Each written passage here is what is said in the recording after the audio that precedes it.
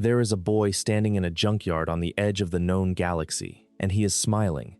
He is 9 years old. He has sand in his hair and grease on his fingers, and a transmitter chip buried somewhere inside his body that will detonate if he runs. He does not know that in 20 years he will burn alive on the banks of a river of lava while the only person who ever believed in him watches. He does not know that he will wear a mask for the rest of his life. He does not know that his children will be hidden from him, that his wife will die believing he has become a monster, that the democracy he swore to protect will crumble into an empire with his hand on its throat.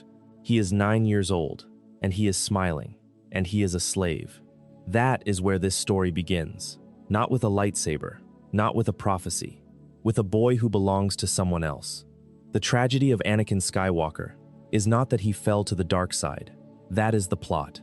The tragedy is that every single person who was supposed to protect him failed, and the one person who wanted to destroy him was the only one paying attention.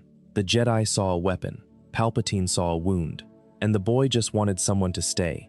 Welcome to Twin Suns. Get comfortable, settle in, turn the lights down low. This one is going to take a while, and that is the point. We are going to walk through the entire life of Anakin Skywalker, from the slave quarters on Tatooine to the funeral pyre on Endor, and we are going to do it slowly. We are going to sit with the moments that matter. We are going to look at what the films show you, what the Clone Wars deepened, and what the full picture reveals about a character who is so much more than the villain he became. If you have not subscribed yet, it really does help us keep making these. Let us get into it. To understand Anakin Skywalker, you have to understand what Tatooine is. Not the desert planet with the twin suns and the Jawas and the amusing droids rolling through the sand. What it actually is. Tatooine is a planet controlled by the Hutts, which means it exists outside the jurisdiction of the Galactic Republic. There are no senators representing Tatooine. There are no laws protecting its people. The Republic, with all its talk of democracy and justice and civilized governance, simply does not extend its reach to this corner of the Outer Rim. And the Jedi Order, the guardians of peace and justice in the galaxy, have never once sent anyone to do anything about it. Slavery is legal on Tatooine. Not tolerated, not overlooked. Legal. Children are bought and sold. Workers are fitted with explosive devices implanted in their bodies to prevent escape. Watto, the Toydarian junk dealer who owns Anakin and his mother Shmi, is not presented as a particularly cruel master by the standards of the planet. He gambles. He haggles. He puts a 9-year-old to work in his shop and enters him in a pod race that could kill him. But he does not beat them. He does not starve them. By the moral framework of Tatooine, Watto is a reasonable owner. And that is the horror. The baseline for decency on this planet is so low that a man who implants bombs in children qualifies as tolerable. Star Wars Episode 1, The Phantom Menace, was released on May 19, 1999. It was the first Star Wars film in 16 years, and the expectations surrounding it were unlike anything the film industry had ever seen. George Lucas made the deliberate choice to begin the story of the galaxy's greatest villain not with power, not with menace, but with a child. Jake Lloyd plays Anakin at 9 years old, and the performance is often dismissed or mocked. But look at what the film is actually asking the audience to do. It is asking you to care about a little boy. It is asking you to see the humanity in the person who will become Darth Vader. Every choice in The Phantom Menace regarding Anakin is designed to make his eventual fall as painful as possible. And that design starts here, in this junkyard, with this smile. Anakin has built a protocol droid in his spare time. He has built a pod racer from scavenged parts. He is, by any measure, a mechanical genius. But the film does not frame this as aspiration. It frames it as coping. What does a slave child do with intelligence and no freedom? He builds things. He tinkers. He pours his enormous capacity for creation into the only outlet available to him, which is making something out of nothing in a junkyard that belongs to someone else. Every droid he assembles, every engine he tunes, every circuit he solders is an act of agency inside a system designed to deny him any. 3PO, the protocol droid he builds, is literally a companion he constructs because the world will not give him one. There is another detail about Anakin's origins that the film presents without fanfare, but that carries enormous weight. Shmi tells Qui-Gon that there was no father. Anakin was conceived without a biological father. The midi-chlorians, The microscopic organisms that serve as conduits for the Force created him. Whether you read this as a literal virgin birth, as an act of the Force itself willing a champion into existence, or as something darker, the possibility, suggested but never confirmed, that Darth Plagueis or Palpatine manipulated the midi-chlorians to create Anakin as a weapon, the result is the same. Anakin Skywalker has no origin outside the Force. He is not born of a family line. He is not the product of genetic inheritance. He is, in a very real sense, the son of the galaxy itself. And the galaxy abandons him. That is the cruelty of the prophecy. The Force creates a child and places him in slavery. It gives him power beyond measure and puts a bomb in his body. It makes him the most important being in the galaxy and lets him grow up in a junkyard on a planet the Republic forgot. If the Force is conscious, if it has intention, then its treatment of Anakin Skywalker is either a test or a cruelty, and the distinction between those two things is thinner than most people want to admit. The absence of a father haunts Anakin's entire story. He has no model for what a father looks like. He has no template for masculine love that is not transactional. Every father figure he encounters, Qui-Gon, Obi-Wan, Palpatine, is temporary, conditional, or predatory. He spends his life looking for the thing he never had, and when he finally becomes a father himself, twice over, to Ahsoka as a mentor and to Luke and Leia as a biological parent, he fails at it. He fails with Ahsoka because the institution will not let him keep her. He fails with Luke and Leia because the darkness takes him before they are born. The boy who had no father becomes the father who was not there. And that cycle, that generational wound, is only broken because Luke refuses to accept it. Luke reaches back through 23 years of absence and says, "You are my father, and I am not going to let you go." And then Qui-Gon Jinn arrives. Qui-Gon, played with quiet gravitas by Liam Neeson, is not like the other Jedi. He is a maverick within the Order, a student of the living Force who trusts his instincts over the Council's regulations. When he meets Anakin, he does not see a potential recruit. He sees a child in bondage, and something in the Force tells him this child matters. He tests Anakin's blood. The midi-chlorian count is higher than any Jedi on record, higher than Master Yoda. Qui-Gon believes he has found the chosen one, the being prophesied to bring balance to the Force. But here is the thing that does not get discussed enough. Qui-Gon does not free Anakin out of pure compassion. He frees Anakin because he believes Anakin is cosmically important. The mechanism of Anakin's liberation is a bet. Qui-Gon wagers with Watto over the outcome of a pod race, a race in which a 9-year-old child will risk his life at speeds that have killed adult racers. Qui-Gon uses the Force to manipulate the chance cube that determines the terms of the bet. He does not free Shmi. He does not free any of the other slaves on Tatooine. He frees the one who is useful to the Jedi, and then he takes that child away from the only person who has ever loved him. The goodbye scene between Anakin and Shmi is one of the most important moments in the entire saga, and it is often rushed past in conversations about the Phantom Menace. Anakin turns back to his mother. He is crying. He says he cannot do it. He says he cannot leave. And Shmi, who has spent her entire life in bondage, who has no reason to believe the galaxy will treat her son any better than it has treated her, tells him to go. She tells him to be brave. She tells him not to look back. Her exact words carry a weight that will echo through the next 3 decades of story. She says, essentially, that you cannot stop the change any more than you can stop the suns from setting. Think about what that actually means. Shmi Skywalker, a slave, is telling her son to leave her behind. She is choosing his freedom over her own comfort, over the only source of love and meaning in her life. She is making the most selfless decision any character in this saga will ever make, and the galaxy will repay her by letting her die in chains. Anakin promises he will come back and free her.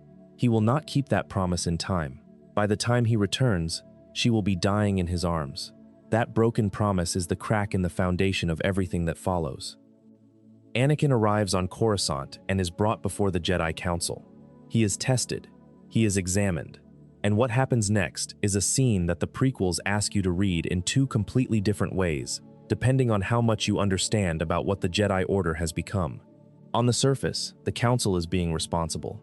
They sense fear in Anakin. They sense attachment. They sense the potential for darkness. Yoda says the famous line about fear leading to anger, anger leading to hate hate leading to suffering, and the council votes not to train the boy. On the surface, this is wisdom. They see the danger and they name it. But look at what they are actually doing. A 9-year-old child who has just been ripped from his mother, who has never been off his home planet, who has a bomb inside his body, stands before a circle of the most powerful beings in the galaxy, and they interrogate him about his feelings. They find fear in a child who has every reason to be afraid, and they treat that fear as a disqualification rather than a wound that needs healing. They do not offer comfort. They do not offer reassurance. They look at a frightened child and see a risk assessment. Mace Windu, in particular, is cold. Not cruel, necessarily, but entirely without warmth. He views Anakin the way an institution views a liability. There is a version of this scene where the Jedi Council says, "This child is afraid, and he should be. He has been a slave. He has been separated from his mother. Let us help him. Let us show him that the fear he carries does not have to define him." That is not what happens. What happens is that the most powerful Force users in the galaxy look at the most powerful Force-sensitive child ever born and decide he is too dangerous to help. Qui-Gon disagrees. He pledges to train Anakin himself, even if the Council forbids it. And this creates a fracture in the story that will never fully heal, because Qui-Gon is the only Jedi who looks at Anakin and sees a child first and a problem second. He is the only one who approaches Anakin with something resembling parental warmth, and the film is going to take him away. The Battle of Naboo, the Duel of the Fates. Qui-Gon Jinn faces Darth Maul in the plasma refinery complex beneath Theed Palace, and he loses. The lightsaber pierces his chest, and he falls, and the last thing he does is make Obi-Wan Kenobi promise to train Anakin. This is the most consequential death in the prequel trilogy, and it has nothing to do with Qui-Gon's combat record or his political influence. It matters because Qui-Gon was the father figure Anakin needed, and now Anakin will be raised by a brother instead. Obi-Wan Kenobi is a good man. This needs to be stated plainly, because the analysis that follows is going to be hard on the Jedi Order, and Obi-Wan is not the villain of this story. He is a young man, barely a knight himself, who has just watched his master die and been handed a responsibility he is not ready for. He promised Qui-Gon he would train the boy. He keeps that promise. He dedicates the next 13 years of his life to it. But Obi-Wan is not a father. He is not even a particularly warm person. He is dutiful. He is principled. He is frequently sarcastic in a way that works beautifully as banter between equals but lands differently when directed at a child and then a teenager who is desperately looking for approval. The Jedi Order does not train its members to be parents. It trains them to be detached. It trains them to release their emotions into the Force, to let go of attachment, to serve the greater good without the complications of personal love. This is the environment into which a 9-year-old former slave, already bonded to his mother, already terrified of loss, is placed. And the Order's prescription for his fear is not comfort, it is suppression. Do not feel, do not attach, do not want. The Jedi do not teach Anakin how to process his emotions. They teach him that having emotions is the problem. This is the foundational failure. Not a single dramatic betrayal, not a single moment of cruelty. A systemic, institutional failure to recognize that a traumatized child needs more than discipline. He needs connection. He needs to be told that the things he feels are valid, even when they are dangerous. He needs someone to sit with him in his fear, rather than lecturing him about where fear leads. The Jedi give him rules when he needs roots, and the tragedy is that they believe they are doing the right thing. They believe that attachment is the enemy, that emotional bonds cloud judgment, that the path to peace lies through the systematic elimination of personal desire. They have believed this for 1,000 years. They have built an entire civilization on this belief, and it is going to destroy them. 10 years pass between The Phantom Menace and Star Wars Episode II, Attack of the Clones, which was released on May 16, 2002. When the audience meets Anakin again, he is 19 years old, played by Hayden Christensen, and he is a completely different person. The smiling boy from Tatooine is gone. In his place is someone restless, arrogant, frustrated, and deeply, quietly angry. The Jedi have spent a decade training the most powerful Force user in the galaxy, and what they have produced is a young man who can do extraordinary things and hates the constraints placed upon him. Anakin's relationship with Obi-Wan as presented in Attack of the Clones, is one of the most misread dynamics in the saga. On the surface, it looks like a master and an apprentice who bicker. Obi-Wan is long-suffering. Anakin is headstrong. They trade barbs. They argue about following the rules. It plays like a buddy comedy at times, but underneath the banter is something much more painful. Anakin wants Obi-Wan's approval more than anything in the galaxy, and Obi-Wan does not know how to give it in a way Anakin can receive. Obi-Wan praises Anakin's skills but qualifies the praise with criticism. He tells Anakin he will be a great Jedi, but follows it with a catalog of his shortcomings. It is the behavior of a teacher who cares but has no instinct for emotional nurture. And for Anakin, who has spent his entire life looking for someone to tell him he is enough, each qualified compliment feels like a rejection. The film sends Anakin and Padmé Amidala to Naboo together. It is a bodyguard assignment. Anakin is supposed to protect her from assassination attempts, and what follows is a love story that many viewers have criticized for its dialogue, for the stiffness of its performances, for the way the romance feels forced. But consider the story the film is actually telling. Anakin Skywalker has never been allowed to love anyone. The Jedi forbid attachment. He was taken from his mother at 9. He has spent a decade in an order that treats emotional connection as a character flaw.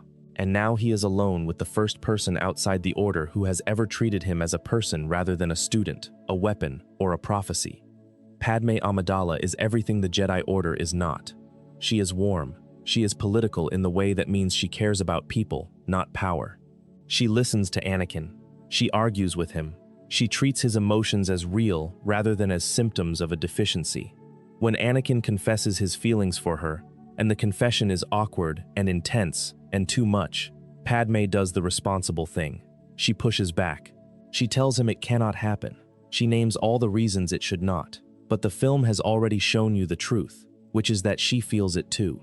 She is just better at hiding it. She has been a queen and a senator. She knows how to perform composure. Anakin does not. He never learned.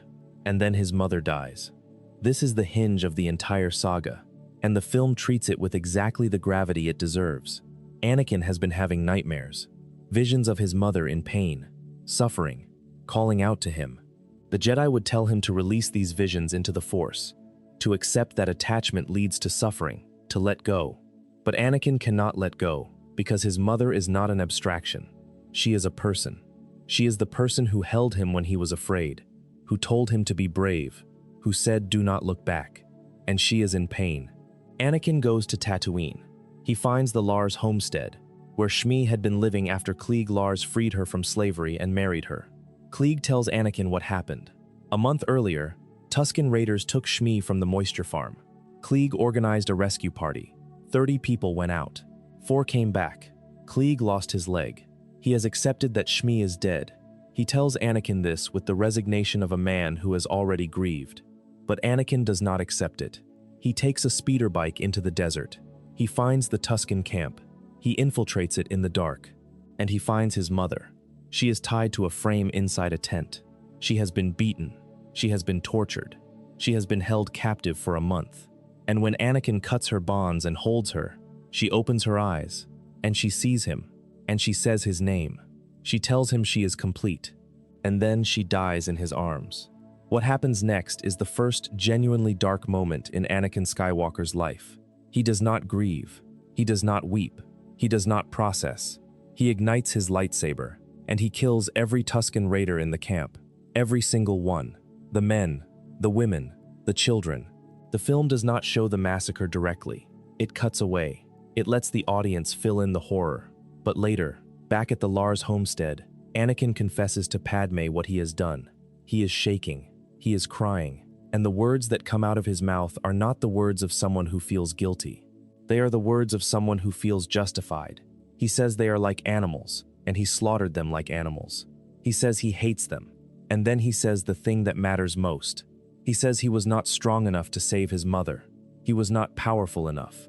That is the key. That is the crack in the foundation becoming a chasm. Anakin does not take from this experience the lesson that violence is not the answer, or that revenge does not bring back the dead, or that the dark side leads to suffering. He takes from it the lesson that he was not powerful enough. If he had been stronger, faster, more capable, he could have saved her. The failure was not moral. The failure was practical. He needs more power. That is the seed that Palpatine will water for the next 3 years of Anakin's life. And notice who is there when he confesses. Not Obi-Wan. Not any Jedi. Padmé. He tells the woman he loves that he committed a massacre, and she does not recoil. She does not report him. She does not leave. She holds him. She comforts him.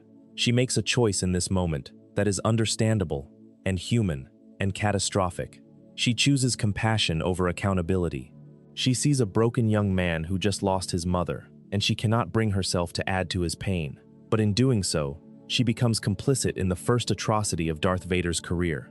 She becomes the person who teaches Anakin that love means accepting the worst parts of someone without challenge. And that lesson too will have consequences. At the end of Attack of the Clones, after the Battle of Geonosis, after the beginning of the Clone Wars, Anakin and Padmé return to Naboo. They stand on a balcony overlooking a lake, and they are married in secret. 3PO and R2 are the only witnesses.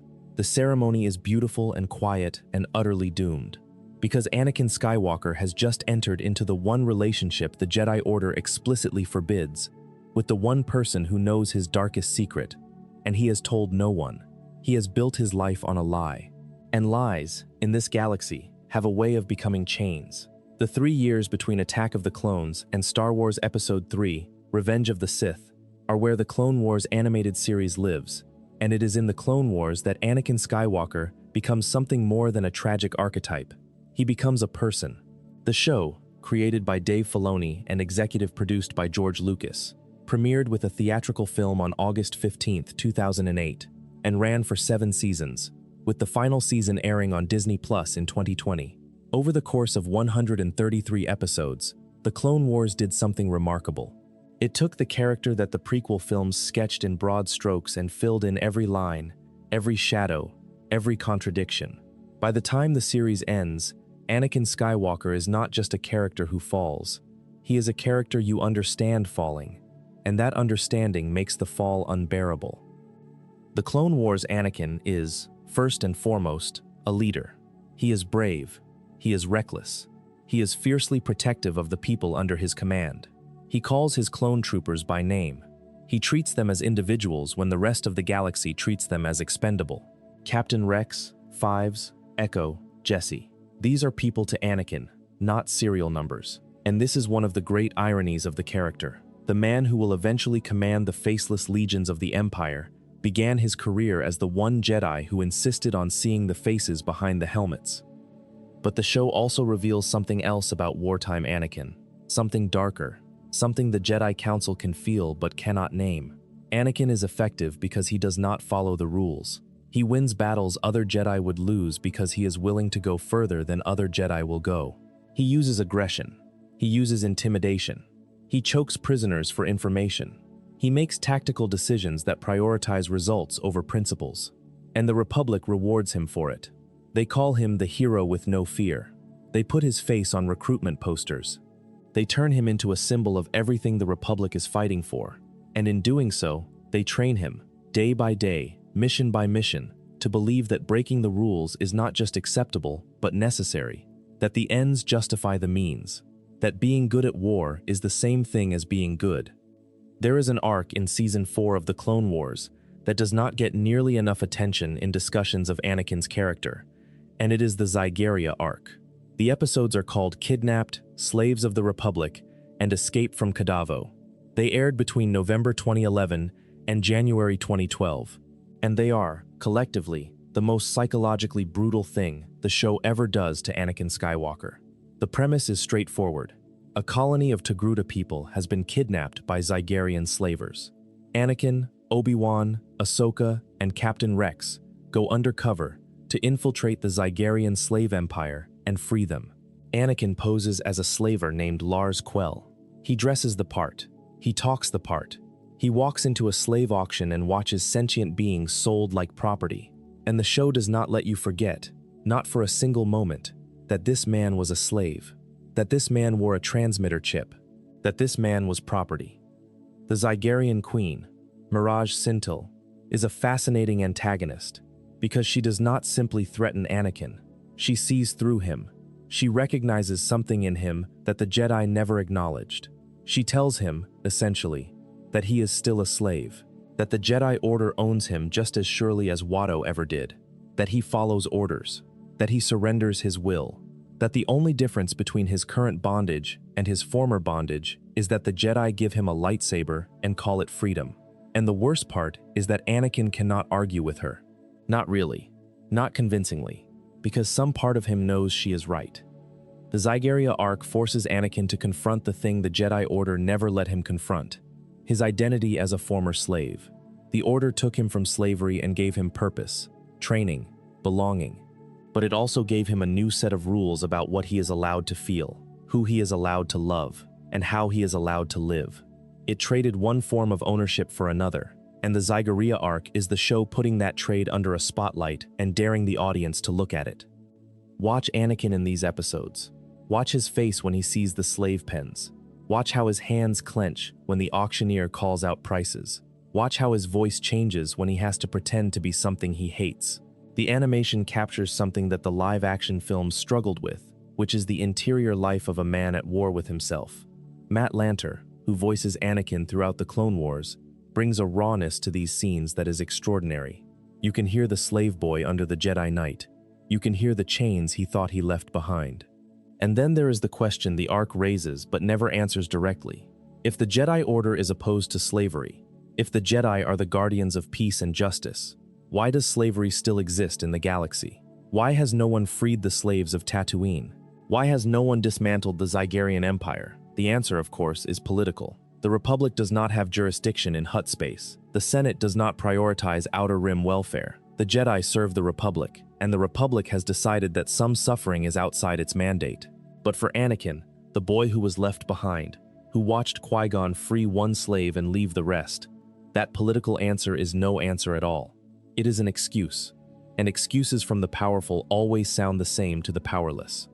The Mortis arc is where the Clone Wars stops being a war show and becomes a myth. Season 3, Episodes 15 through 17, Overlords, Altar of Mortis, and Ghosts of Mortis.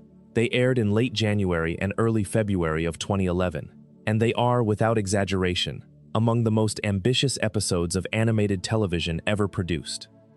Anakin, Obi-Wan, and Ahsoka are drawn to a mysterious monolith in deep space and transported to Mortis, a realm that exists outside normal space and time. Mortis is home to three beings who are not exactly gods, but are not exactly mortal either. The Father, who maintains the balance, the Daughter, who embodies the light side of the Force, and the Son, who embodies the dark side. They are a family, and like all families in Star Wars, they are falling apart. The Father is dying. He needs a successor, and he believes Anakin is the chosen one, the being who can take his place and maintain the balance between light and dark forever. This is the first time the show makes the prophecy feel real, not as a line of dialogue, not as a bit of Jedi theology, as a living, breathing question. Is Anakin Skywalker strong enough to hold the light and the dark in equilibrium? Is he strong enough to look at the worst of himself and not flinch? The answer, delivered across 3 episodes of escalating intensity, is no. Not yet. Maybe not ever. The sun tempts Anakin. He shows him visions of his future, the fall, the suit, the breathing, the destruction, everything that Darth Vader will do, and the sun tells Anakin that he can prevent it, that if Anakin joins him, embraces the dark side now, he can use that power to stop the future from happening. It is the same offer Palpatine will make years later, dressed in different clothes. The promise that power can stop loss, that control can prevent pain, that if you just grip tight enough, you can hold on to everything you love. Anakin, in a moment of devastating vulnerability, says yes. He joins the sun, he turns, and the Father, in desperation, wipes Anakin's memory of the future. He takes the knowledge away. He restores Anakin to who he was before the visions. And then, with his children dead and his purpose fulfilled, the Father dies. Think about what the show is telling you here. Anakin Skywalker was shown his future. He was shown exactly what he would become. And his response was not horror. It was not resolve to change. It was the same response he had on Tatooine after his mother died. If I had more power, I could stop it. The Mortis arc proves that Anakin's fall is not the result of one bad decision. It is a pattern, a groove worn into his psyche by fear and loss, and the unshakable belief that power is the same thing as love, that keeping people alive is the same thing as caring about them, that control and devotion are synonyms. The father erases Anakin's memory, and the show never goes back to Mortis. No character brings it up again. Anakin does not remember the visions. He does not remember his choice, but the audience remembers, and that is the point. The audience now knows something about Anakin that Anakin does not know about himself. He has already fallen. The fall just has not happened yet in linear time. And every scene that follows, every moment of heroism, every act of kindness, every laugh Anakin shares with Obi-Wan or Ahsoka or Rex is now shadowed by this knowledge. You are watching a man walk toward a cliff he cannot see, and you cannot warn him. There is a specific kind of loneliness that comes from being the most important person in the room and the least understood, and that is Anakin Skywalker's entire existence during the Clone Wars. The Jedi Council assigns him missions. The Republic celebrates his victories. The HoloNet broadcasts his face. But nobody asks him how he is doing.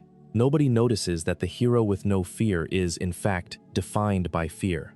Fear of loss, fear of inadequacy, fear that the people he loves will be taken from him the way his mother was taken. And the Jedi response to this fear, every single time it surfaces, is the same. Let go, release your feelings, trust in the Force. The Jedi have one tool in their emotional toolkit, and it is detachment, and they apply it to every wound regardless of whether it fits. Obi-Wan knows Anakin better than anyone in the Order, and even Obi-Wan does not truly see him. There is a moment in the show, during the Mandalore arc, where Obi-Wan watches the woman he loves die. Duchess Satine cries of Mandalore. Season 5, Episode 16, titled The Lawless. It aired on February 2nd, 2013. Maul captures Satine and kills her in front of Obi-Wan, deliberately, to cause him pain. And Obi-Wan grieves. He grieves within the Jedi framework. He processes the loss. He channels it. He does not let it consume him. And this is presented as the Jedi way. This is what mastery looks like. This is what Anakin is supposed to learn from his master. But here is the gap. Obi-Wan never married Satine. He never had children with her. He never built a life with her in secret, never lied to his Order about her, never woke up every morning wondering if today would be the day someone found out. Obi-Wan's attachment to Satine was a road not taken. Anakin's attachment to Padmé is a road he is walking every single day, in the dark, alone, with no map, and no one to ask for directions. The situations are not comparable. The emotional toolkit that works for Obi-Wan, release, acceptance, trust, cannot work for Anakin, because Anakin is not letting go of a possibility. He is letting go of a reality. He is being told to release his grip on the person who is carrying his child. And no amount of meditation can make that feel like wisdom rather than cruelty. And then there is Ahsoka. Ahsoka Tano is introduced in the Clone Wars theatrical film as Anakin's Padawan learner, assigned to him by Yoda over his objections. She is 14 years old, eager, headstrong, and almost impossibly brave. Anakin does not want a Padawan. He does not want the responsibility. He does not want someone depending on him the way he depended on Obi-Wan, the way he depended on Qui-Gon, the way he depended on his mother. Attachment is dangerous. Attachment leads to loss. He knows this. The Jedi told him so. But Ahsoka does not care what the Jedi told him. She calls him Sky Guy. She challenges his decisions. She follows him into battle with a recklessness that mirrors his own. And when he tells her to stay back, she ignores him the way he ignored Obi-Wan. And slowly, grudgingly, beautifully, Anakin becomes the thing he was never supposed to be. A father. Not biologically, not officially, but functionally, emotionally, in every way that matters. Anakin raises Ahsoka. He teaches her to fight. He teaches her to think. He teaches her to question authority, which is ironic given who he will become, but that irony is the point. With Ahsoka, Anakin becomes the Jedi that Qui-Gon wanted him to be. He becomes warm. He becomes patient. He becomes protective without being possessive, at least most of the time. He becomes the mentor who sees his student as a person first and a weapon second. He becomes everything the Jedi Order should have been for him and was not. Over 6 seasons, across dozens of episodes, the relationship between Anakin and Ahsoka deepens into the emotional spine of the Clone Wars. They save each other's lives more times than either can count. They argue. They forgive. They develop the kind of trust that only exists between people who have faced death together and chosen to face it again. And the show, which has been building this relationship with extraordinary patience and care, is going to break it. Season 5 of The Clone Wars, the final 4 episodes.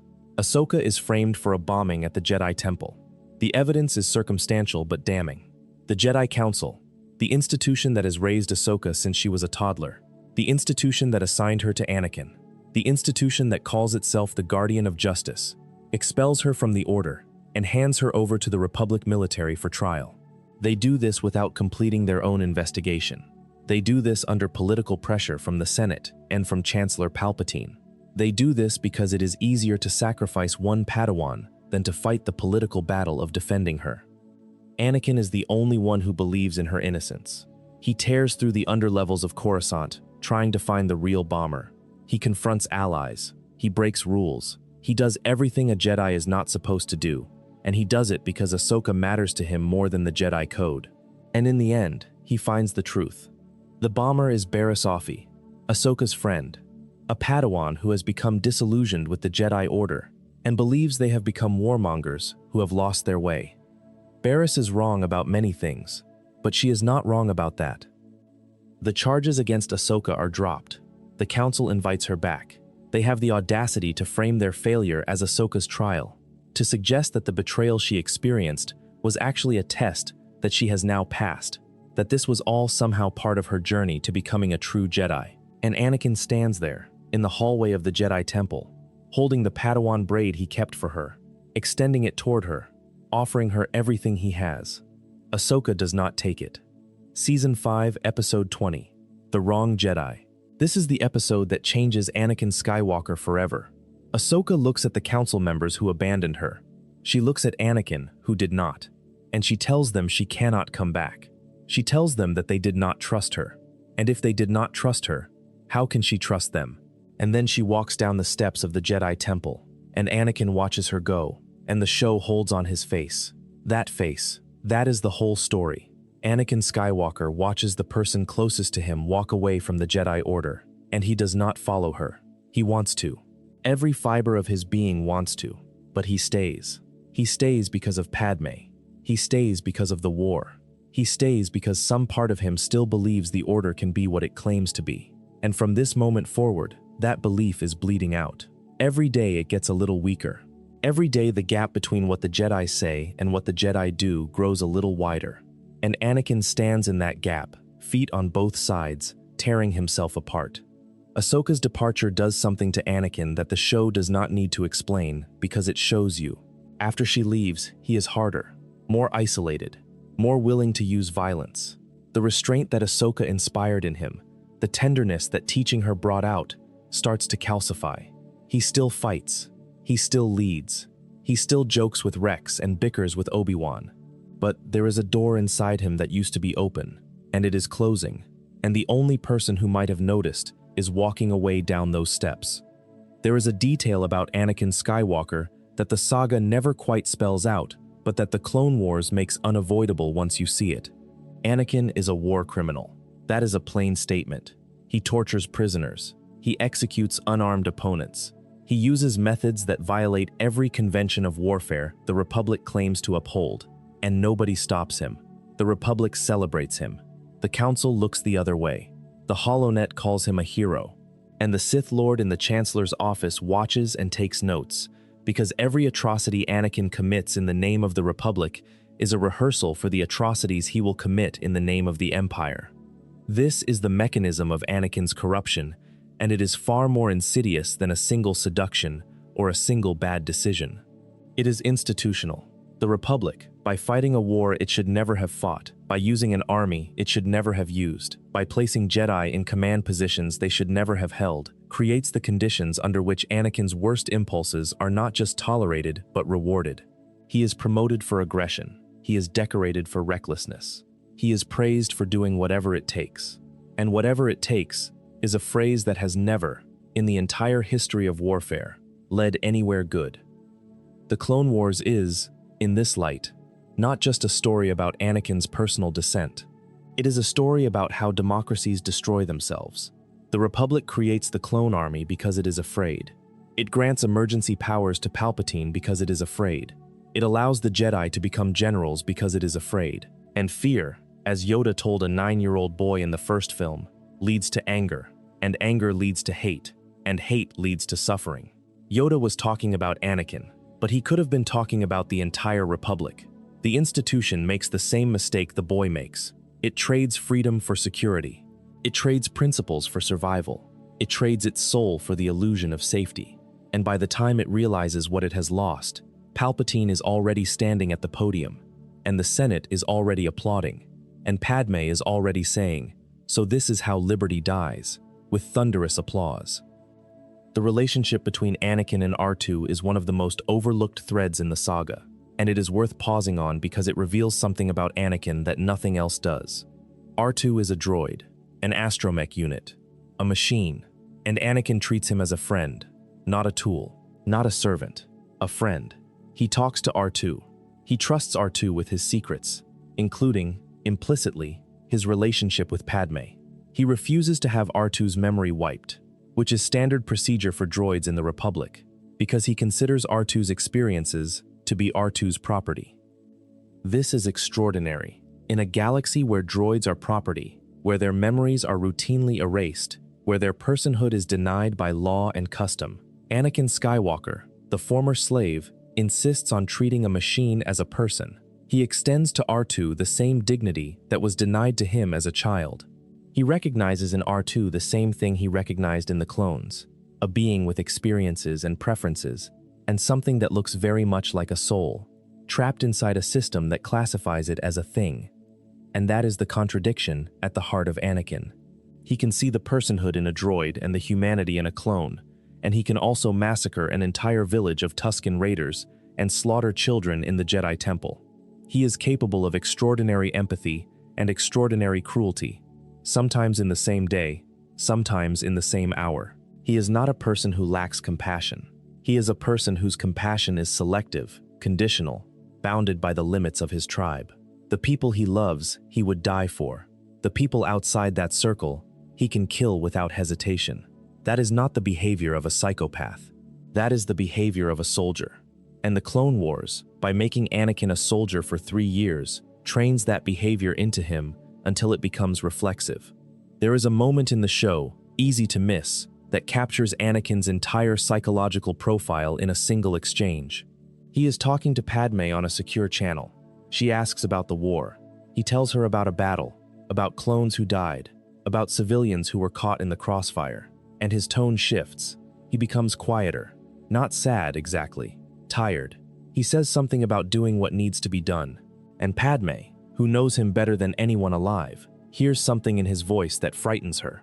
She does not name it. The show does not name it. But it is there. The sound of a man who is losing the ability to feel the weight of what he does. The sound of a conscience going numb. This is what war does. Not to bad people. To everyone. It teaches you that some lives matter and some do not. It teaches you that efficiency is more important than morality. It teaches you that the person who hesitates is the person who gets his people killed. And Anakin, who was already predisposed to binary thinking, who was already inclined to divide the world into people he loves and people who threaten them, absorbs these lessons faster and more completely than anyone around him. He becomes the perfect soldier. And the perfect soldier, given a lightsaber and the power of the Force and the backing of the state, is the most dangerous being in the galaxy. The Citadel arc in Season 3 of the Clone Wars introduces a character who will become one of the most important figures in the galaxy. And in that introduction, the show plants a seed that will not bear fruit for decades. Wilhuff Tarkin, the man who will one day command the Death Star, first appears as a Republic officer imprisoned by the Separatists, and Anakin is part of the team that rescues him. The arc spans episodes 18 through 20 of Season 3, airing in February and March of 2011. What is fascinating about these episodes is not the action, though the action is considerable. It is the conversations between Anakin and Tarkin.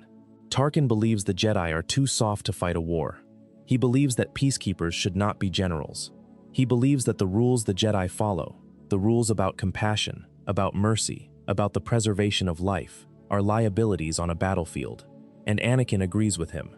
Not fully, not openly, but enough. He tells Tarkin, essentially, that the Jedi Code sometimes prevents them from doing what is necessary. That is not the behavior of someone who trusts his institution. That is the behavior of someone who has already begun to lose faith in it. And the show puts this conversation years before Ahsoka's trial, years before the final collapse, which means the erosion has been happening for far longer than most viewers realize. Anakin has been drifting away from the Jedi Order since before the show began. The Clone Wars did not create his disillusionment. It deepened it. It showed you the 1,000 small cuts that preceded the final wound. This is what makes the Clone Wars essential to understanding the tragedy of Anakin Skywalker. Without it, the fall feels sudden.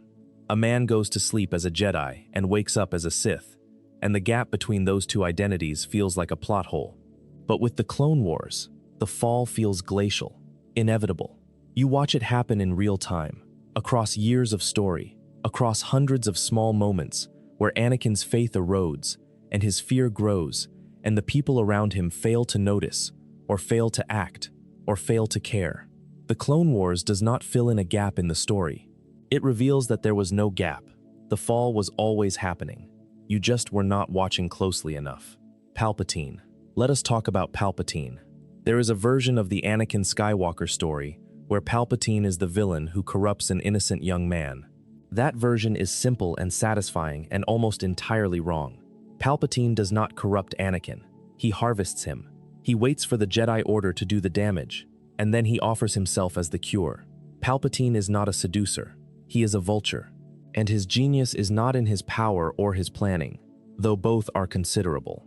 His genius is in his patience.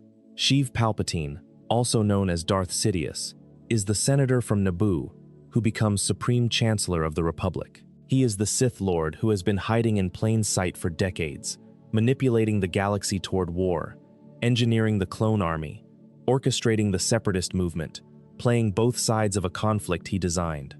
He is, by any measure, the most successful villain in the history of fiction. He wins, completely.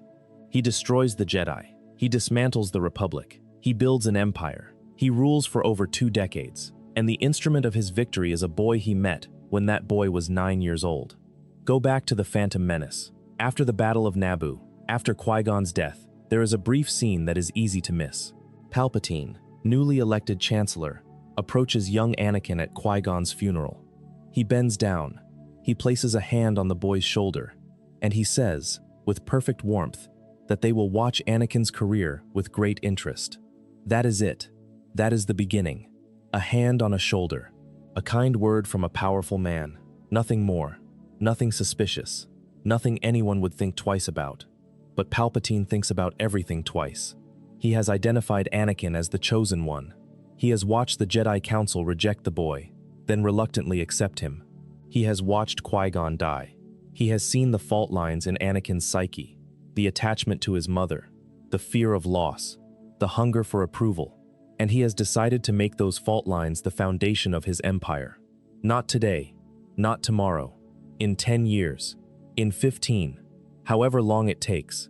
Palpatine operates on a timeline that makes everyone else in the galaxy look like they are playing checkers, while he plays a game that has not been invented yet. Over the next 13 years, Palpatine becomes Anakin's other mentor, not his master, not his teacher, his friend. The Supreme Chancellor of the Galactic Republic makes time for a teenage Jedi Padawan. He invites Anakin to his office. He asks about his training. He listens to Anakin's frustrations.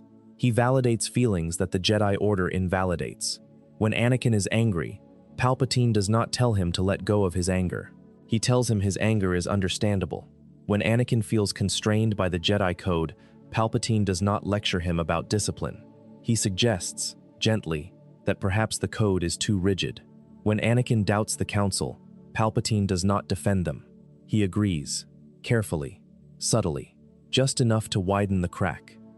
This is grooming. That is the plain statement. What Palpatine does to Anakin Skywalker over the course of 13 years is textbook grooming. He identifies a vulnerable target. He isolates that target from their support system. He validates the target's negative feelings about their community. He presents himself as the only person who truly understands. He creates dependency. He normalizes boundary violations. He does all of this so gradually, so patiently, that the target does not realize what is happening until it is too late.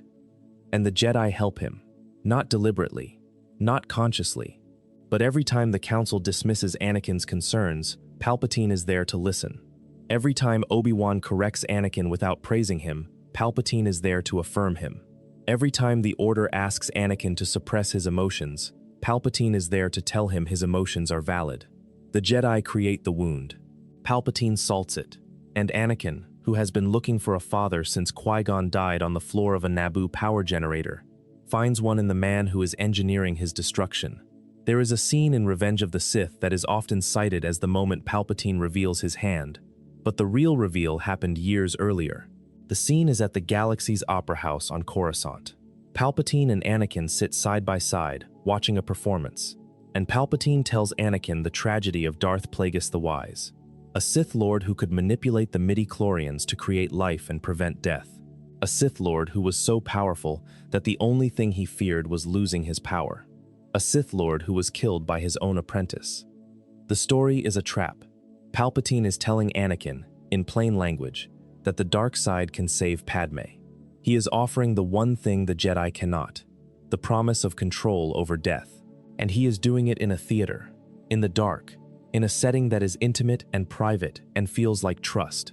He is doing it at the exact moment when Anakin is most vulnerable, because Padmé is pregnant and Anakin is having nightmares about her death, and the last time he had nightmares like this, his mother died and he could not stop it. The Plagueis story is Palpatine's masterstroke, not because it is persuasive, because it is precisely targeted. Anakin does not want power for its own sake. He does not want to rule the galaxy. He does not want revenge on the Jedi. He wants to save his wife, that is all. And Palpatine takes that desire, that pure and human and completely understandable desire, and he turns it into a lever. He does not offer Anakin the dark side. He offers Anakin the only chance to keep the person he loves alive. And when the alternative is watching Padmé die the way he watched his mother die, the choice does not feel like a choice at all. But before the Opera House, before the choice that breaks the galaxy, there is another moment in Revenge of the Sith that sets the entire film's trajectory, and it happens in the first 15 minutes. The Battle of Coruscant. General Grievous has kidnapped Chancellor Palpatine, and Anakin and Obi-Wan lead a rescue mission aboard the Separatist flagship Invisible Hand. They fight their way to the observation deck, where Palpatine sits bound to a chair, and Count Dooku is waiting. Count Dooku, also known as Darth Tyrannus, is Palpatine's Sith apprentice, the elegant former Jedi who left the Order and became the face of the Separatist movement. The last time Anakin fought Dooku, in Attack of the Clones, Dooku cut off his arm. Anakin has been carrying that humiliation for 3 years, along with the mechanical replacement that reminds him of it every time he flexes his fingers. This is personal. The duel is brief. Obi-Wan is knocked unconscious by Dooku early, and then it is just Anakin and Dooku, and Anakin is better than he was 3 years ago. Much better. He overpowers Dooku. He disarms him. He catches both lightsabers and holds them in an X against Dooku's throat, and the Count is on his knees, beaten, and the fight is over. This is the moment where a Jedi takes a prisoner. Palpatine says, "Do it." 2 words. Quiet. Calm. No emotion. Just an instruction, delivered with the casual authority of a man who is used to being obeyed. And Anakin hesitates. He says he should not. He says it is not the Jedi way. And the camera shows Dooku's face, and there is something on it that looks like confusion, because Dooku was not expecting this. Dooku is Palpatine's apprentice.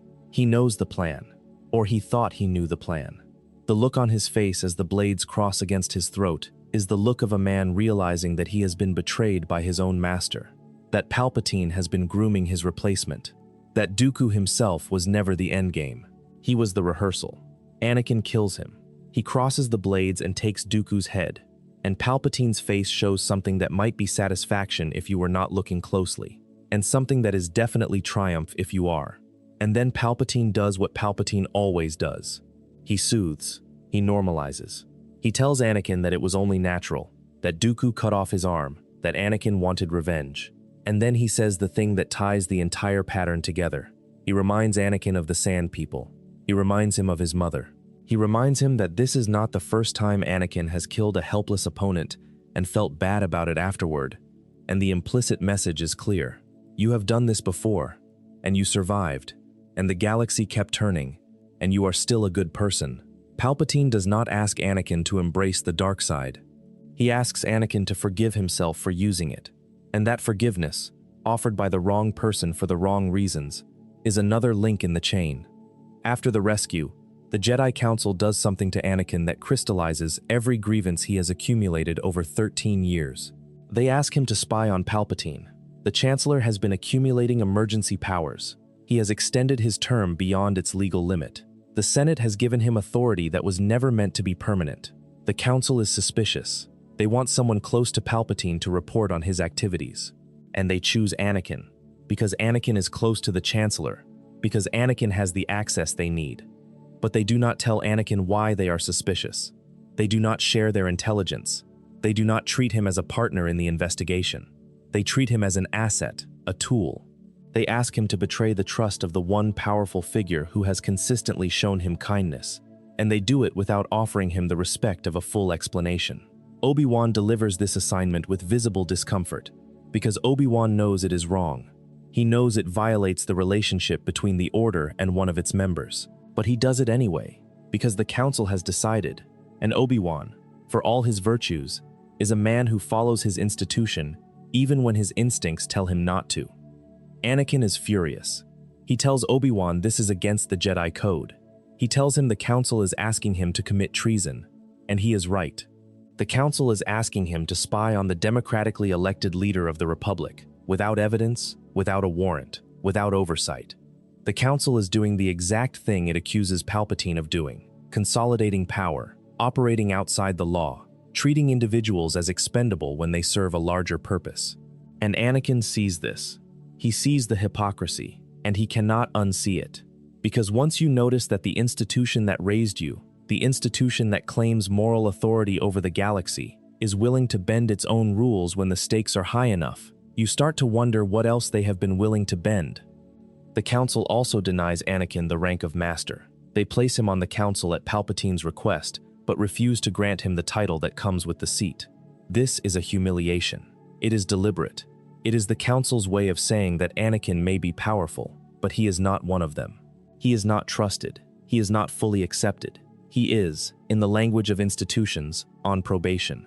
And for a man who has spent his entire life seeking acceptance from the most powerful people in the room, the denial of the Master rank is not a bureaucratic slight. It is a wound. Palpatine uses it. Of course he does. He frames the Council's decision as proof that the Jedi do not value Anakin. He suggests that the Council fears Anakin's power, that they are threatened by him, that they will never fully accept him, because accepting him would mean admitting that their rules are wrong. And Anakin, who has been denied the rank of Master and asked to spy on his only friend and told to suppress every emotion he has ever felt, listens. Because Palpatine is not lying, he is telling the truth. A selective, weaponized version of the truth, but the truth nonetheless. The Jedi do fear Anakin's power. They are threatened by him. They will never fully accept him. Palpatine just leaves out the part where he is the reason the threat exists in the first place. Revenge of the Sith was released on May 19, 2005. It is the darkest film in the saga. It is, in many ways, the only film in the saga that fully commits to the tragedy it has been building. And the centerpiece of that tragedy is a single sequence that takes approximately 15 minutes of screen time and destroys the galaxy. Anakin discovers that Palpatine is the Sith Lord. He reports this to Mace Windu. This is, on its face, the right thing to do. The Jedi thing to do. Anakin has identified the threat. He has brought the information to a senior member of the Council. He has followed the rules. And then Mace Windu tells him to stay behind. Windu takes 3 other Jedi Masters, Kit Fisto, Saesee Tiin, and Agen Kolar, to confront and arrest the Chancellor. And he tells Anakin, who has just proven his loyalty by revealing his closest friend as the enemy, to sit in a room and wait. Think about what that actually means. Anakin has just chosen the Jedi Order over the only person outside Padmé who has shown him consistent emotional support for the last 13 years. He has made the hardest decision of his life, and the Council's response is to tell him he is not trusted enough to be part of what comes next. Mace Windu does not say thank you. He does not acknowledge the magnitude of what Anakin has just done. He says, "Sit down. Wait. We will handle this without you." And Anakin sits. He sits in the Jedi Council chamber, alone, and the camera holds on him. And you can see it happening. You can see the scales tipping. Because Anakin is not thinking about the fate of the Republic. He is thinking about Padmé. He is thinking about the nightmares. He is thinking about the Opera House, about Darth Plagueis, about the power to prevent death. He is thinking that if Mace Windu kills Palpatine, the only being in the galaxy who has promised to help him save Padmé will be gone, and he will be alone with his fear, and his wife will die, and it will be his mother all over again.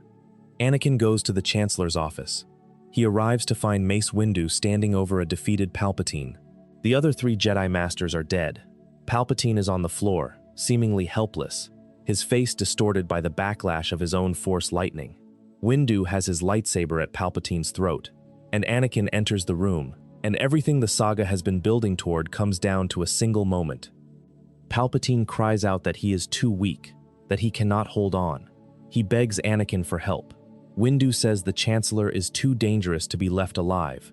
Anakin says he must stand trial. Windu says he has control of the Senate and the courts. Anakin says it is not the Jedi way. And then Anakin says the line that cracks the galaxy in half. He says he needs him. Not he needs justice. Not the Republic needs answers. He needs him. Anakin Skywalker, in the most important moment of his life, is not thinking about the Jedi Order, or the Republic, or the war, or democracy. He is thinking about Padmé. He needs Palpatine alive, because Palpatine is the only one who can teach him to save her. And in that need, in that desperate, human, completely understandable need, Anakin ignites his lightsaber and cuts off Mace Windu's hand. Palpatine rises. The lightning pours from his fingers. Windu goes out the window, and the galaxy changes forever. What follows happens fast. Too fast. That is the point. Anakin drops to his knees. He says, "What have I done?" He is horrified. He is shaking. And Palpatine, who was helpless 30 seconds ago, stands over him with absolute authority and says the words that seal the fate of billions. He offers Anakin the power he has been craving. He offers him the dark side. He offers him the tools to save Padmé. And Anakin, who has just crossed a line he can never uncross, who has just betrayed everything he was supposed to be, does the only thing that makes sense to a man who has lost everything except the lie he is telling himself. He pledges himself to the Sith. Palpatine gives him a new name, Darth Vader. And then, before the weight of what he has done can settle, before Anakin can think, before he can grieve or doubt or change his mind, Palpatine gives him a mission. Go to the Jedi Temple. Kill everyone inside. The Jedi are enemies of the Republic. Every one of them. Including the younglings. Including the children who are the same age Anakin was when he arrived at the temple, afraid and alone and looking for someone to help him. Anakin does it. He marches into the Jedi Temple at the head of the 501st Legion, and he kills everyone inside. The film does not linger on the violence. It cuts to other things. To Yoda clutching his chest as he feels the Jedi dying across the galaxy. To Bail Organa arriving at the temple to find clone troopers executing a fleeing Padawan. But it shows you one moment. One unbearable moment. Anakin enters the council chamber. The younglings are hiding. A small boy emerges and says, "Master Skywalker, there are too many of them. What are we going to do?" And Anakin ignites his lightsaber. The film cuts away. It does not show what happens next. It does not need to. The ignition of the blade is enough. The sound of it is enough. The face of the child is enough. And the face of the man who was once a child just like him is enough. Order 66. 2 words that contain the death of an entire civilization. Palpatine, now fully revealed as Darth Sidious, issues the order to every clone trooper in the galaxy. The clones, who have been engineered with inhibitor chips that override their free will, turn on their Jedi generals. Across dozens of worlds, in the middle of battles, in the middle of conversations, in the middle of moments of trust, the clones raise their weapons and fire. Jedi die by the hundreds, masters and Padawans, knights and younglings, the guardians of peace and justice, cut down by the soldiers who fought beside them. The Clone Wars animated series spent 7 seasons humanizing these clone troopers. It gave them names. It gave them personalities. It gave them friendships with their Jedi commanders. And then it showed you what happens when a government implants compliance chips in the brains of an entire army. The clones do not choose to kill the Jedi. They are compelled. The show explored this with the Fives arc in Season 6, where the clone trooper Fives discovers the inhibitor chips and tries to warn the Republic, and is killed before he can. The system is designed so that no one can stop it. The tragedy of the clones is that they are slaves too. They were bred for war, engineered for obedience, and discarded when they were no longer useful. Anakin, the former slave, commands an army of slaves, and he never sees the parallel. The final season of The Clone Wars, Season 7, aired on Disney Plus in the spring of 2020. The last 4 episodes, known as the Siege of Mandalore arc, are masterpieces. They run concurrently with the events of Revenge of the Sith. While Anakin is falling on Coruscant, Ahsoka is fighting Maul on Mandalore. While Order 66 is being executed across the galaxy, Rex is turning his blasters on the woman he served beside for years, fighting the chip in his brain, trying to resist the command he cannot disobey. But before all of that, there is a scene, a quiet scene. Anakin and Ahsoka, reunited for the first time since she left the Order. They stand on the bridge of a Republic cruiser, and Anakin gives her something. A pair of lightsabers. He has modified them for her. The blades are blue, the color of the Jedi, and Ahsoka will later change them to white, the color of no allegiance. But for now, they are blue. For now, they are a gift from a master to a student, from a father to a daughter, from a man who is about to lose everything to a woman who will survive, because she left before the fire started. This is the last time Anakin Skywalker and Ahsoka Tano are in the same room, the last time they speak, the last time they are, for however briefly, the people they were before the galaxy broke. And the show handles it with aching understatement. They do not say goodbye. Not really. They say they will see each other again. They say, "May the Force be with you." And then Anakin walks one way and Ahsoka walks another, and the door closes between them, and it never opens again. Not for Anakin. By the next time Ahsoka sees the man she called Sky Guy, he will be wearing a mask and breathing through a machine, and there will be nothing left of the person she knew. Or almost nothing. Mustafar. The River of Fire. The end of Anakin Skywalker. After the Jedi Temple Massacre, after Order 66, Palpatine sends Anakin to Mustafar to eliminate the Separatist Council. The leaders of the Separatist movement, Newt Gunray, Wat Tambor, Poggle the Lesser, San Hill, Shmi, are gathered in a bunker, waiting for the war to end. They think they have won. They think Palpatine is going to reward them. And then the door opens, and Anakin walks in. And the look in his eyes is not the look of a Jedi or a Sith. It is the look of a machine. He kills them all, every one of them, not with passion, not with rage, with efficiency. The boy who built droids because he needed friends kills these people because he has been told to, and there is nothing left inside him to object. Padmé follows him to Mustafar. She has heard what he has done. Obi-Wan told her. She does not want to believe it. She takes her ship and flies to the volcanic planet and confronts the man she married in secret on a balcony overlooking a lake. And the conversation that follows is the most painful scene George Lucas ever wrote, because both of them are telling the truth and neither of them can hear the other. Anakin tells Padmé he has done all of this for her. He has brought peace to the galaxy.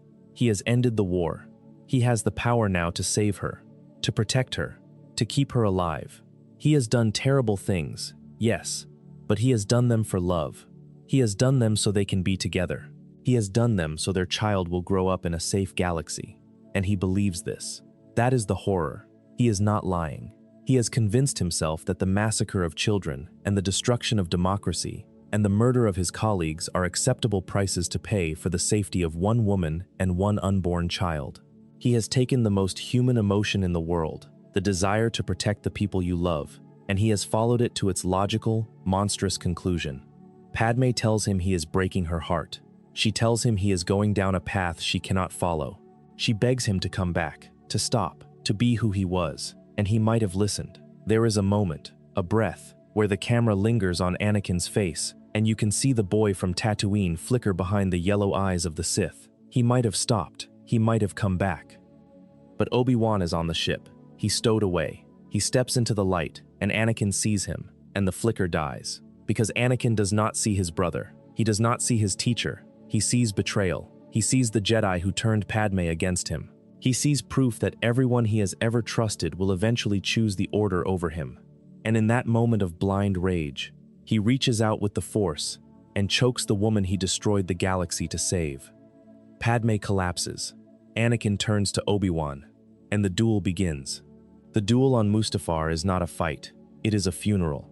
Two men who loved each other, who fought beside each other for 13 years, who were as close as any two people in the galaxy, trying to kill each other on the edge of a lava river. The choreography is spectacular, but the emotion is what makes it unbearable. These two men know each other's fighting styles better than anyone alive. They trained together. They sparred together. They know where the other will strike before the blade moves. And that knowledge, that intimacy, makes the violence worse. Every block is a memory. Every parry is a broken promise. Obi-Wan gains the high ground. He tells Anakin not to try it. He knows what Anakin will do. Anakin has always been reckless. Anakin has always believed he can overcome any obstacle through sheer force of will. Anakin has never, not once in his entire life, accepted that there is something he cannot do. And so he jumps. And Obi-Wan's lightsaber takes his legs and his remaining arm, and Anakin tumbles down the volcanic bank, and his body catches fire. Obi-Wan stands above the burning man who was once his brother, and he screams. He says he was the chosen one. He says he was supposed to destroy the Sith, not join them. He says he was supposed to bring balance to the Force, not leave it in darkness. And then he says the thing that breaks everything. He says he loved him. He says Anakin was his brother. It is the first time in the entire saga that Obi-Wan Kenobi has said those words to Anakin Skywalker. The first time, 13 years of training, 13 years of partnership, 13 years of war. And Obi-Wan waits until Anakin is burning alive on the banks of a lava river to tell him he loves him. That is not the behavior of someone who kept his feelings hidden out of Jedi discipline. That is the behavior of someone who did not know how to say it until it was too late. And that, more than any lightsaber duel or political manipulation or prophecy of balance, is the tragedy of the Jedi Order. They were not monsters. They were not villains. They were people who loved each other and did not know how to say it, and that silence killed them all. Obi-Wan takes Anakin's lightsaber. He walks away. He leaves Anakin burning. He does not deliver the killing blow, which is either mercy or cruelty depending on how you look at it. Anakin survives because the dark side sustains him, because his hatred sustains him, because Palpatine arrives and finds him and takes him to a medical facility and puts him in the suit. The suit, the black armor, the mask, the breathing, the mechanical limbs, the life support system that keeps Anakin Skywalker alive in a state of permanent agony. The suit is not a costume. It is a coffin. Anakin Skywalker is placed inside it, and the man who was once a boy who built droids and raced pods and dreamed of freeing his mother is sealed away behind black metal and the sound of mechanical respiration. And the first thing Vader asks about, the first thing, is Padmé. Where is Padmé? Is she safe? Is she alive? And Palpatine tells him she is dead. He tells Vader that in his anger, he killed her. This is not true. Padmé died in childbirth, of complications that the medical droids cannot explain, of what amounts to a broken heart. But Palpatine tells Vader he killed her, because that lie is the final chain.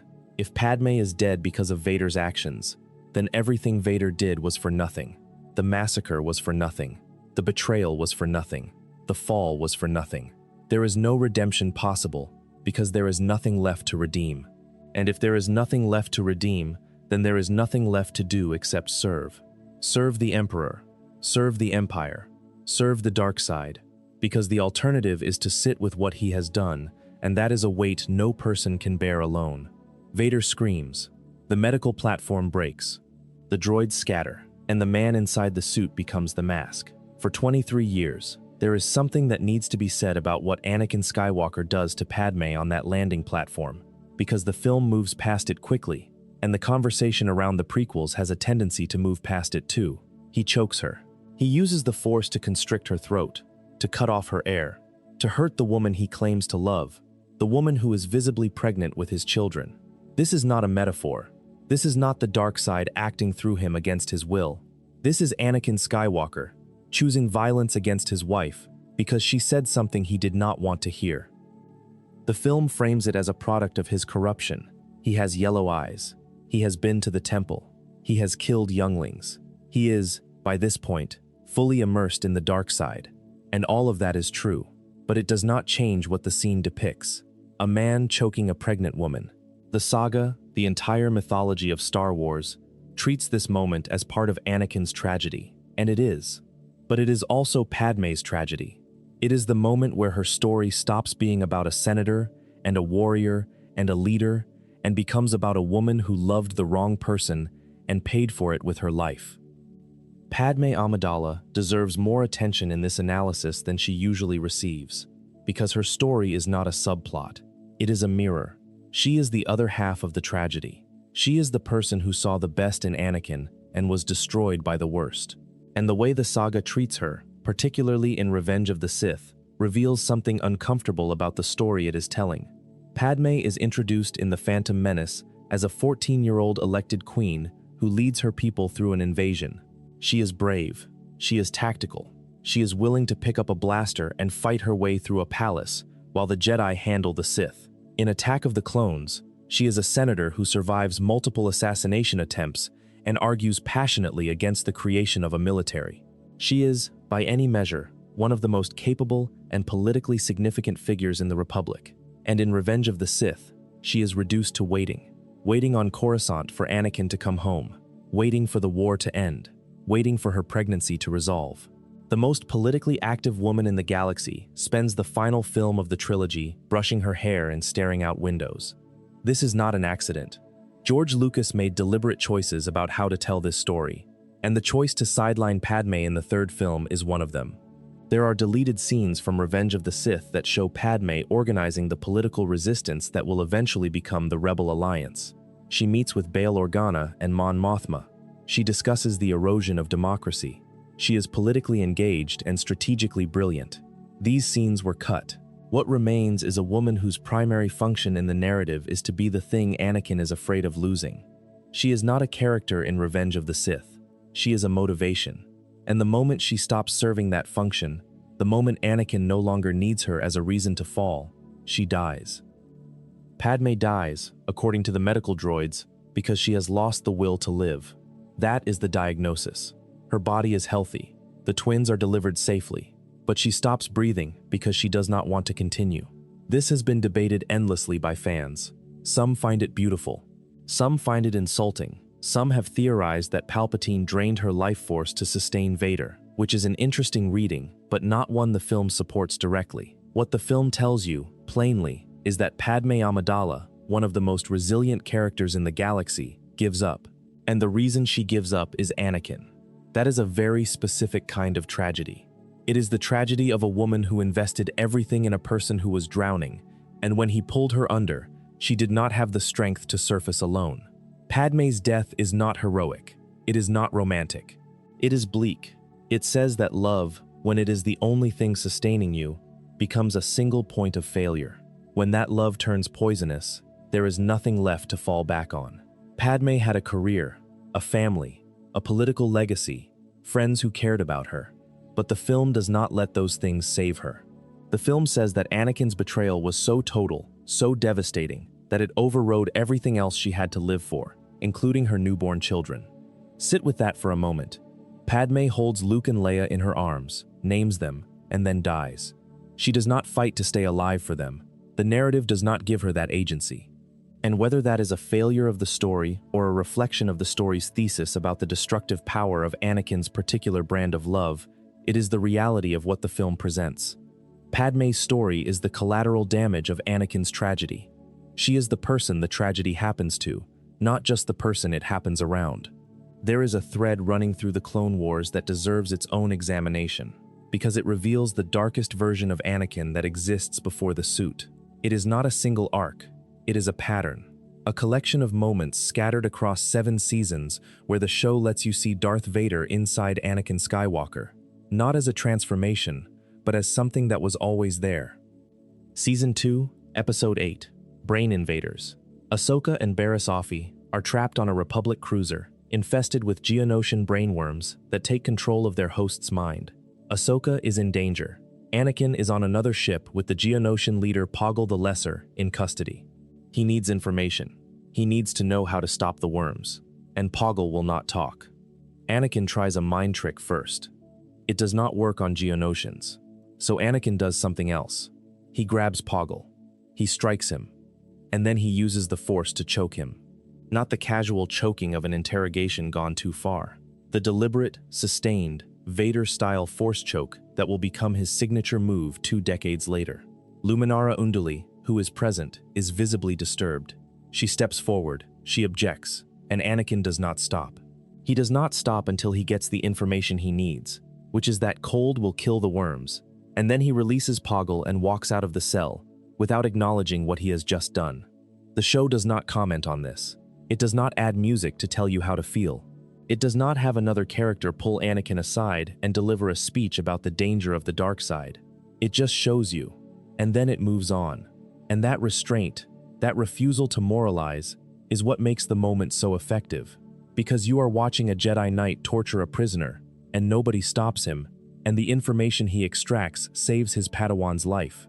The ends justified the means, and Anakin learned that lesson. He learned it here, and he learned it on Tatooine, and he learned it in every battle where breaking the rules produced better results than following them. By the time Palpatine asks him to do terrible things in service of a greater good, the pattern is already established.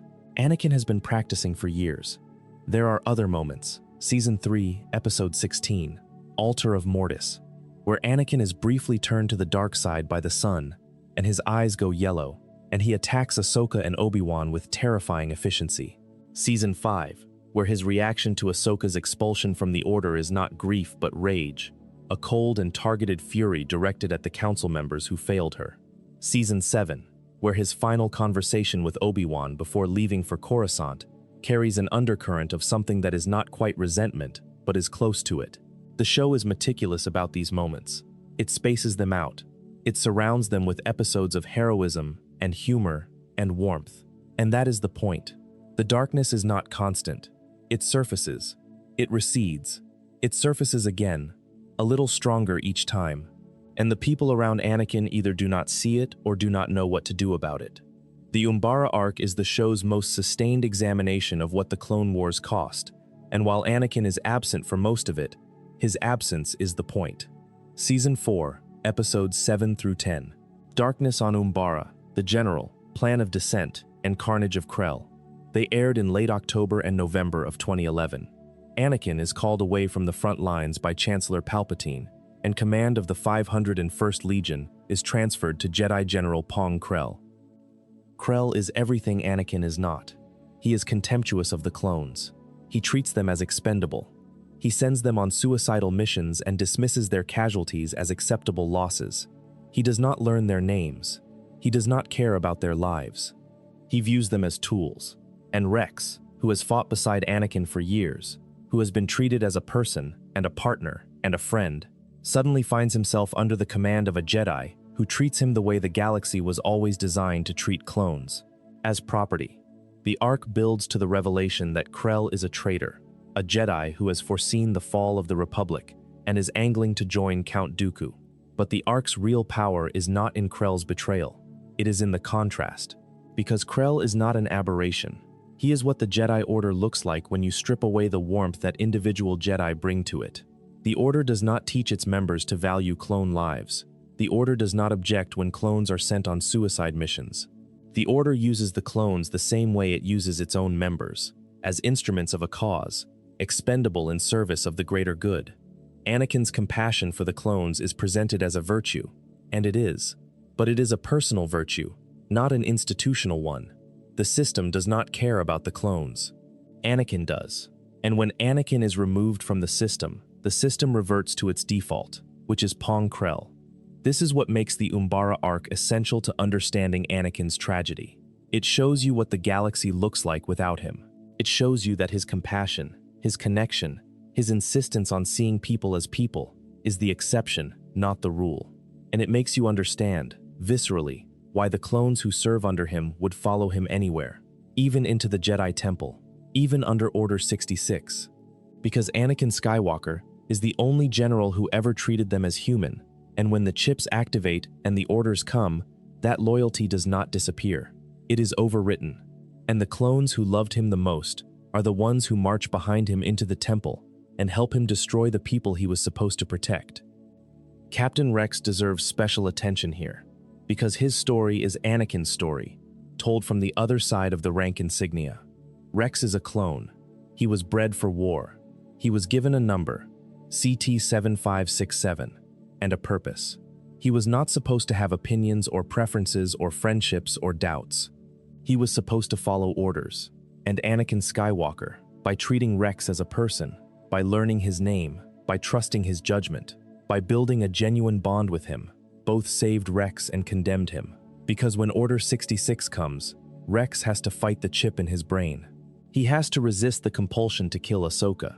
And the show, in its final season, gives you the agonizing spectacle of a man at war with his own mind. A man whose free will is being overridden by a command he never agreed to, trying desperately to tell the person he loves that he cannot control what he is about to do. The Clone Wars Season 6 spent 4 episodes building to this moment. The arc begins with a clone trooper named Tup, who suddenly kills a Jedi general during a battle. The behavior is inexplicable. Tup is brought in for examination, and the clone trooper Fives, one of the most beloved characters in the series, begins investigating. What he uncovers is the inhibitor chip conspiracy, the chips implanted in every clone's brain that will, when activated, override their free will and compel them to execute Order 66. The 4 episodes are titled The Unknown, Conspiracy, Fugitive, and Orders. They were released in early 2014. Fives discovers the truth.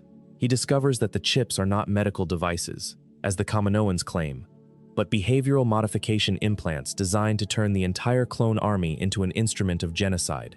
And he tries to warn someone. He goes to Rex. He goes to Anakin. He goes to the Chancellor himself. And Palpatine, who orchestrated the entire conspiracy, frames Fives as a deranged assassin. Fives is hunted. He is cornered. And in a warehouse on Coruscant, surrounded by clone troopers who do not believe him, he reaches for a weapon, and Commander Fox shoots him dead. Fives dies in Rex's arms. He says the mission, the nightmares, they are finally over. And Rex holds him, and the audience knows that Fives was right about everything, and nobody listened, and nobody will listen, and the conspiracy will proceed exactly as planned. And in 2 years the chips will activate and the Jedi will die and the Republic will fall, and Rex will point his blasters at Ahsoka, and the galaxy will end. That is the cruelty of the Clone Wars as a prequel story. You know how it ends. Every moment of heroism, every saved life, every victory is temporary. The war is a lie. Both sides are controlled by the same man. Every clone who fights and bleeds and dies for the Republic is a slave whose final act of obedience will be the murder of his commanding officer. And Anakin, the hero with no fear, the man the Republic puts on posters, is the most thoroughly enslaved of them all. He just does not know it yet. There is a scene in Revenge of the Sith that is not a scene at all. It is a shot. A single, sustained shot of Anakin Skywalker and Padmé Amidala in their apartment on Coruscant, separated by a window, looking at each other across the city skyline as the sun sets. Anakin is in the Jedi Temple. Padmé is in her apartment. The Coruscant skyline between them is split between warm orange light and encroaching darkness, and neither of them moves. Neither of them speaks. The score, by John Williams, does the talking. It plays a variation of Anakin's theme that has been stripped of its heroism, slowed down, made fragile. And you watch 2 people who love each other and cannot reach each other and both know that something terrible is about to happen, and neither of them can stop it. George Lucas called this the rumination scene. It was important enough to him that he filmed it with specific instructions to Hayden Christensen to convey increasing discomfort. The scene has no dialogue, no action, no plot. It is 2 people staring out windows, and it is one of the most emotionally devastating moments in the entire saga, because it tells you everything about where Anakin and Padmé are without a single word. They are in the same city and might as well be in different galaxies. They are married and more alone than they have ever been. They love each other, and that love is killing them. This is the paradox at the heart of Anakin and Padmé's relationship. Their love is real. It is not manufactured. It is not coerced. It is not a trick or a plot device or a Sith manipulation. Anakin genuinely loves Padmé, and Padmé genuinely loves Anakin, and neither of them has any idea how to build a healthy relationship because neither of them has ever been taught. Anakin was raised by an institution that forbids emotional bonds. Padmé was raised in politics, where every relationship is strategic. They have no model for what a healthy marriage looks like. They have no support system. They cannot go to couples counseling. They cannot confide in friends. Their entire relationship exists in secret, in stolen moments, in whispered conversations and clandestine meetings, and the secrecy that is supposed to protect them is the thing that destroys them. If Anakin could have told the Jedi Council about Padmé, everything might have been different. If he could have said, "I am married, I am going to be a father, I am afraid my wife is going to die, please help me," the Jedi might have helped him, or they might have expelled him. Either outcome would have been better than what actually happened. Expulsion from the Order would have freed Anakin from the constraints that were suffocating him. Help from the Order would have given him the emotional support he desperately needed. But the Jedi Code made both options impossible. Admitting attachment was admitting failure. Admitting love was admitting weakness. And so Anakin said nothing. He kept the secret. He bore the weight alone. And when the weight became too much, the only person offering to help carry it was Palpatine. The Jedi Order's prohibition on attachment is often discussed as a philosophical error, as an abstract flaw in an ancient institution's worldview. But in the specific case of Anakin Skywalker, it is not abstract at all. It is a concrete, identifiable, catastrophic policy failure. The Jedi prohibition on attachment did not prevent Anakin from forming attachments. It prevented him from managing them. It did not make him love less. It made him love in secret, in shame, without guidance, without support, without anyone to tell him that what he was feeling was normal, and that normal feelings can be navigated without either suppression or surrender. The prohibition did not protect the Order. It blinded the Order. It made the Order incapable of seeing the single most obvious threat in the galaxy, which was not a Sith Lord in the Senate, but a traumatized young man in their own temple who was drowning in emotions he had been forbidden to acknowledge. And Yoda. We need to talk about Yoda's failure, because it is the most painful one. In Revenge of the Sith, Anakin goes to Yoda. He does not reveal the specifics. He does not name Padmé. He does not confess his marriage. But he tells Yoda that he is having visions, that someone close to him is going to die, that he is afraid. He asks, essentially, for help. And Yoda tells him to train himself to let go of everything he fears to lose. Rejoice for those who transform into the Force. Do not mourn them. Do not miss them. This is the most important piece of advice any character gives Anakin in the entire saga, and it is catastrophically wrong.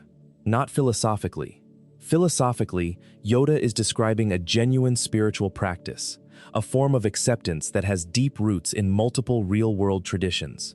But therapeutically, practically, humanly, telling a terrified young man whose mother died in his arms to simply let go of his fear of loss is not wisdom, it is negligence.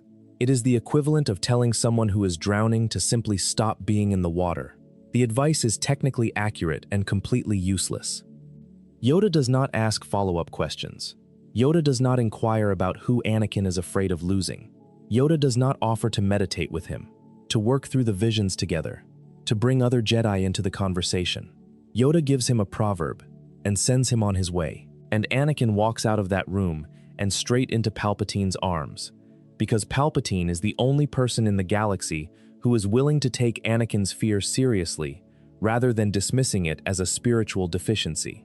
The Clone Wars series finale brings all of these threads together in a way that is almost unbearable in its elegance.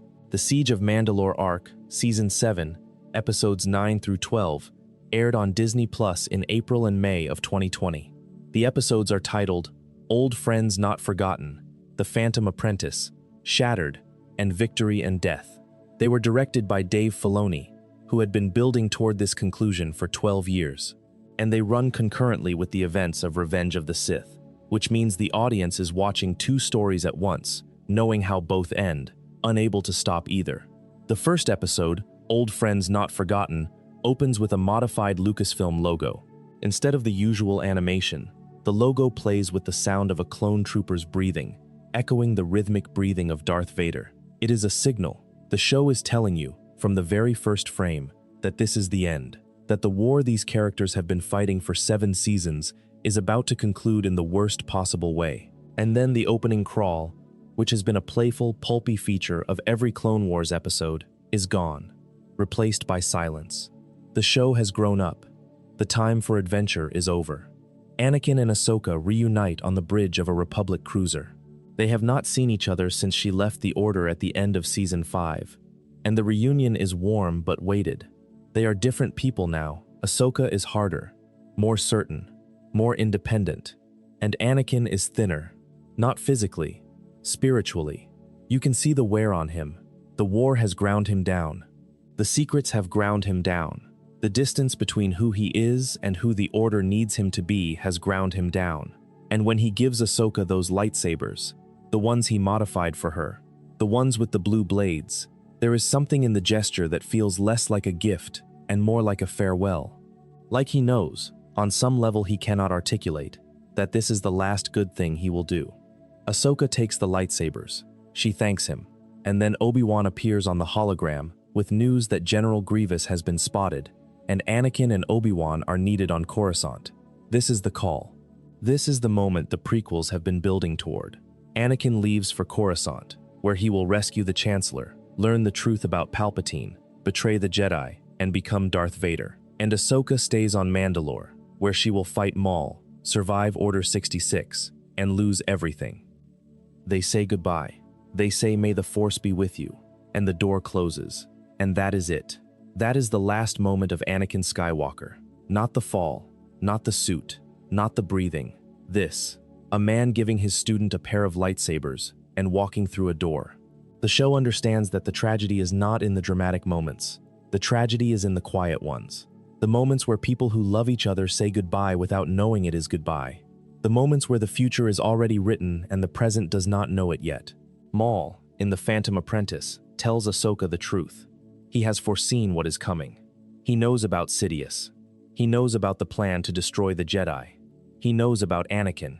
He tells Ahsoka that Anakin Skywalker is the key to everything, that Sidious has been grooming him, that if Anakin is not stopped, the galaxy will fall. And Ahsoka does not believe him. She cannot believe him, because believing Maul would mean accepting that the person she trusts most in the galaxy is the instrument of its destruction, and that is a truth too heavy for her to carry in that moment. So she fights Maul instead, and she wins, and then Order 66 happens. The final 2 episodes of the Clone Wars, Shattered and Victory and Death, are the most harrowing half-hour of Star Wars content ever produced. Rex receives the order, his chip activates, his rifle comes up, and for a fraction of a second, with tears streaming down his face, he fights it. He tells Ahsoka to find Fives. He tells her to find him. And then the chip takes over, and Rex is gone, and Ahsoka is alone on a ship full of clones who are trying to kill her. The show gives you the horror of Order 66 from the ground level. Not from the Jedi Council chamber, not from the Chancellor's office. From the corridors of a Republic cruiser, where a young woman who is no longer a Jedi fights for her life against soldiers who were her friends 20 minutes ago. She stuns them. She does not kill them. Even now, even with everything falling apart, even with the clones firing live rounds at her head, she will not kill them, because she knows it is not their fault. She knows about the chips. She knows they are slaves, the same way Anakin was a slave, the same way the galaxy has always produced slaves, and called it something else. Ahsoka removes Rex's chip. She saves him. Together, they escape the cruiser as it crashes into a moon. And in the final scene of the series, Ahsoka stands in the snow, surrounded by the graves she and Rex have dug for the clones who died on that ship. The clones who were her friends. The clones who tried to kill her because a chip in their brains told them to. She drives one of her lightsabers into the snow as a marker, and then she walks away. Years later, Darth Vader arrives on that same moon. He walks among the wreckage. He finds the lightsaber. He picks it up, and he ignites it, and the blue blade illuminates his mask, and a clone trooper's helmet stares up at him from the snow, painted with Ahsoka's markings. And Vader looks at the blade, and then he looks up at the sky, and the shot holds, and you cannot see his face, but you do not need to. The show ends there, on silence, on a man holding a lightsaber that belongs to someone who loved him, standing among the graves of men who served him, wearing the mask that was built from his fear. The Clone Wars ran for 12 years and 133 episodes, and it ends without a word, because there is nothing left to say. There is a dimension of Anakin Skywalker's story that is often overlooked because it is structural rather than emotional, and it is this. Anakin is never given a choice that is actually a choice. Every decision point in his life is a false binary, constructed by someone else, designed to produce the outcome that someone else wants. Qui-Gon offers him freedom, but the freedom comes with a condition. Leave your mother. The Jedi Council offers him training, but the training comes with a condition. Suppress everything that makes you who you are. Padmé offers him love, but the love comes with a condition. Keep it secret. Palpatine offers him power, but the power comes with a condition. Destroy everything you built. At every turn, Anakin is presented with two options, neither of which is what he actually wants. He wants freedom and his mother. He wants to be a Jedi and feel his feelings. He wants love and openness. He wants to save Padmé and remain himself. The galaxy never lets him have both. And the person who benefits most from that structure, the person who designed the narrowest, most suffocating version of every choice, is Palpatine. Think about the choice in the Chancellor's office. Save Palpatine or let Windu kill him. Those are the two options Anakin sees. But those are not the only options that exist. Anakin could have restrained Windu without cutting off his hand. He could have insisted on a trial while physically defending Palpatine from Windu's killing blow. He could have appealed to the other council members. He could have done any number of things that would have preserved both the Jedi Code and Palpatine's life. But in that moment, the moment Palpatine has spent 13 years engineering, Anakin cannot see those options. He can only see the binary. Save him or let him die. Power or loss. The Sith or his wife's death. Palpatine did not just corrupt Anakin. He narrowed his vision. He spent 13 years teaching Anakin to see the world in binaries. Us or them. Power or weakness. Control or chaos. Jedi or Sith. And the Jedi helped, because the Jedi also think in binaries. Light or dark. Attachment or detachment. Trust or suspicion. The Jedi and the Sith are supposed to be opposites, but they share the same fatal flaw, which is the belief that the Force, and by extension reality, can be divided into two clean categories. Anakin Skywalker is destroyed by that shared delusion.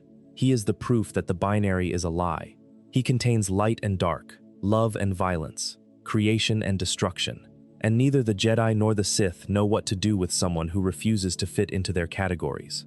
So they both try to force him, and he breaks. Luke Skywalker is the answer to that binary. Luke is the person who stands in front of the Emperor and says, "No, I am a Jedi, not a Jedi the way you mean it, not a Jedi who suppresses attachment and treats love as a weakness. A Jedi who loves his father, a Jedi who throws away his lightsaber, a Jedi who refuses to choose between light and dark, and instead chooses both, the light of compassion and the dark of defiance, the openness of love and the stubbornness of refusing to give up on someone the universe has written off." Luke does not balance the Force by standing in the middle. He balances it by transcending the binary entirely. He says, "The Jedi were wrong about attachment, and the Sith were wrong about power, and I am going to love my father without trying to control him, and that love is going to be enough."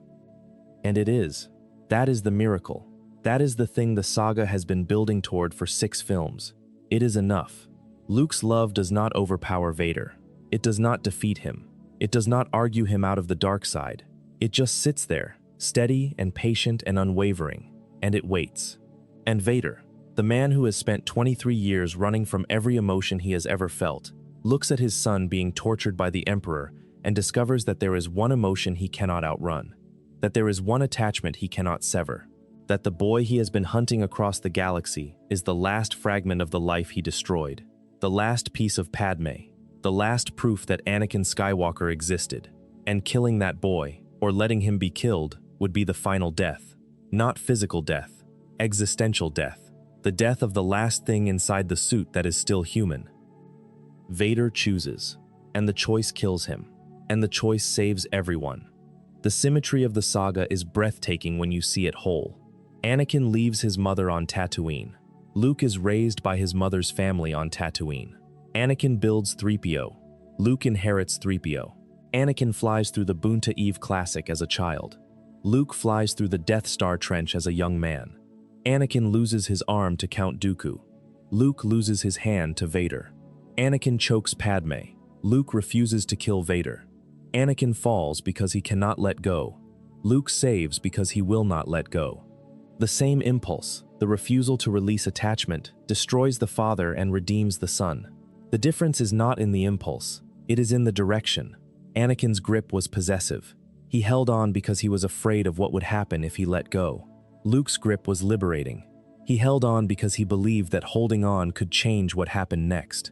Consider what Darth Vader's life looks like for the 19 years between Revenge of the Sith and A New Hope. 19 years. That is not a transition. That is a life. Almost 2 decades of existing inside a suit that causes constant pain, serving a master who despises weakness, enforcing the will of a regime built on the ashes of everything Anakin ever cared about. Every day for 19 years, Vader wakes up, if he sleeps at all, if the suit allows something that could be called sleep, and the first thing he hears is the sound of his own breathing, and the first thing he feels is the absence of Padmé, and the first thing he knows is that he is alone. The Empire Strikes Back gives us a glimpse of what those years look like. There is a scene, brief and easily overlooked, where Vader is in his meditation chamber on the Executor. The chamber opens, and for a fraction of a second, you see the back of his head without the helmet, the scarred, pale scalp, the mechanical attachments, the vulnerability of it, and then the helmet descends, and the mask is back, and the man disappears behind the machine. That scene lasts perhaps 3 seconds, but those 3 seconds tell you more about Vader's daily existence than any amount of exposition could. He lives inside a shell. The shell comes off only in the privacy of a sealed chamber. The face that Padmé loved, the face that Ahsoka trusted, the face that Obi-Wan watched burn, is something he can only see in the rare moments when the helmet is off and a mirror is present. And what he sees is not Anakin, it is damage. Star Wars Episode 4, A New Hope, was released on May 25, 1977. It introduced Darth Vader to the world as one of the great screen villains, a towering figure in black who chokes dissenting officers and serves a regime that destroys entire planets. But watch A New Hope with the knowledge of who Vader was. Watch the scene where he stands on the bridge of the Death Star and looks out at the stars. Those stars used to be his. He used to fly through them. He was the best pilot in the galaxy. He raced pods on Tatooine and flew starfighters in the Clone Wars and navigated asteroid fields with R2 by his side. Now he stands on the bridge of a battle station and watches the stars through a viewport, and he cannot feel the G-forces, and he cannot hear the engines, and he cannot smell the ozone. The suit dampens everything. The man who loved to fly is now cargo. And then there is Obi-Wan. Vader encounters Obi-Wan on the Death Star, and they duel, and the duel is nothing like Mustafar. It is slow, careful, almost ceremonial. 2 old men, one old in body, one old in spirit, circling each other in a corridor. And Obi-Wan says something. He tells Vader that if he strikes him down, he will become more powerful than Vader can possibly imagine. And then Obi-Wan raises his lightsaber, and he stops fighting, and Vader cuts him down, and Obi-Wan's body disappears into the Force, leaving only empty robes on the floor. Vader stands over the robes. He steps on them, and the gesture is significant, because it is uncertain. Vader does not understand what just happened. He expected a body. He got a vanishing. And for the first time in 19 years, something has happened that Darth Vader cannot explain through the framework of the dark side. Obi-Wan did not die. He transcended.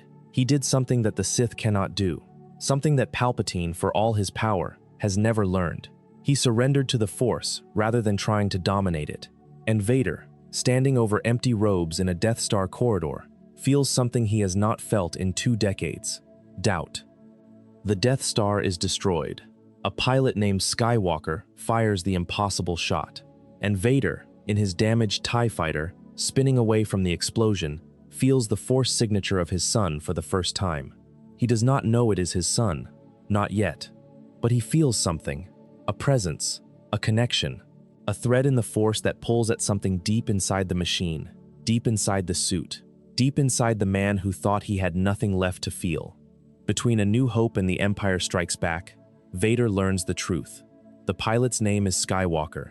The boy is his son, Padmé's son, the child who was supposed to have died with her.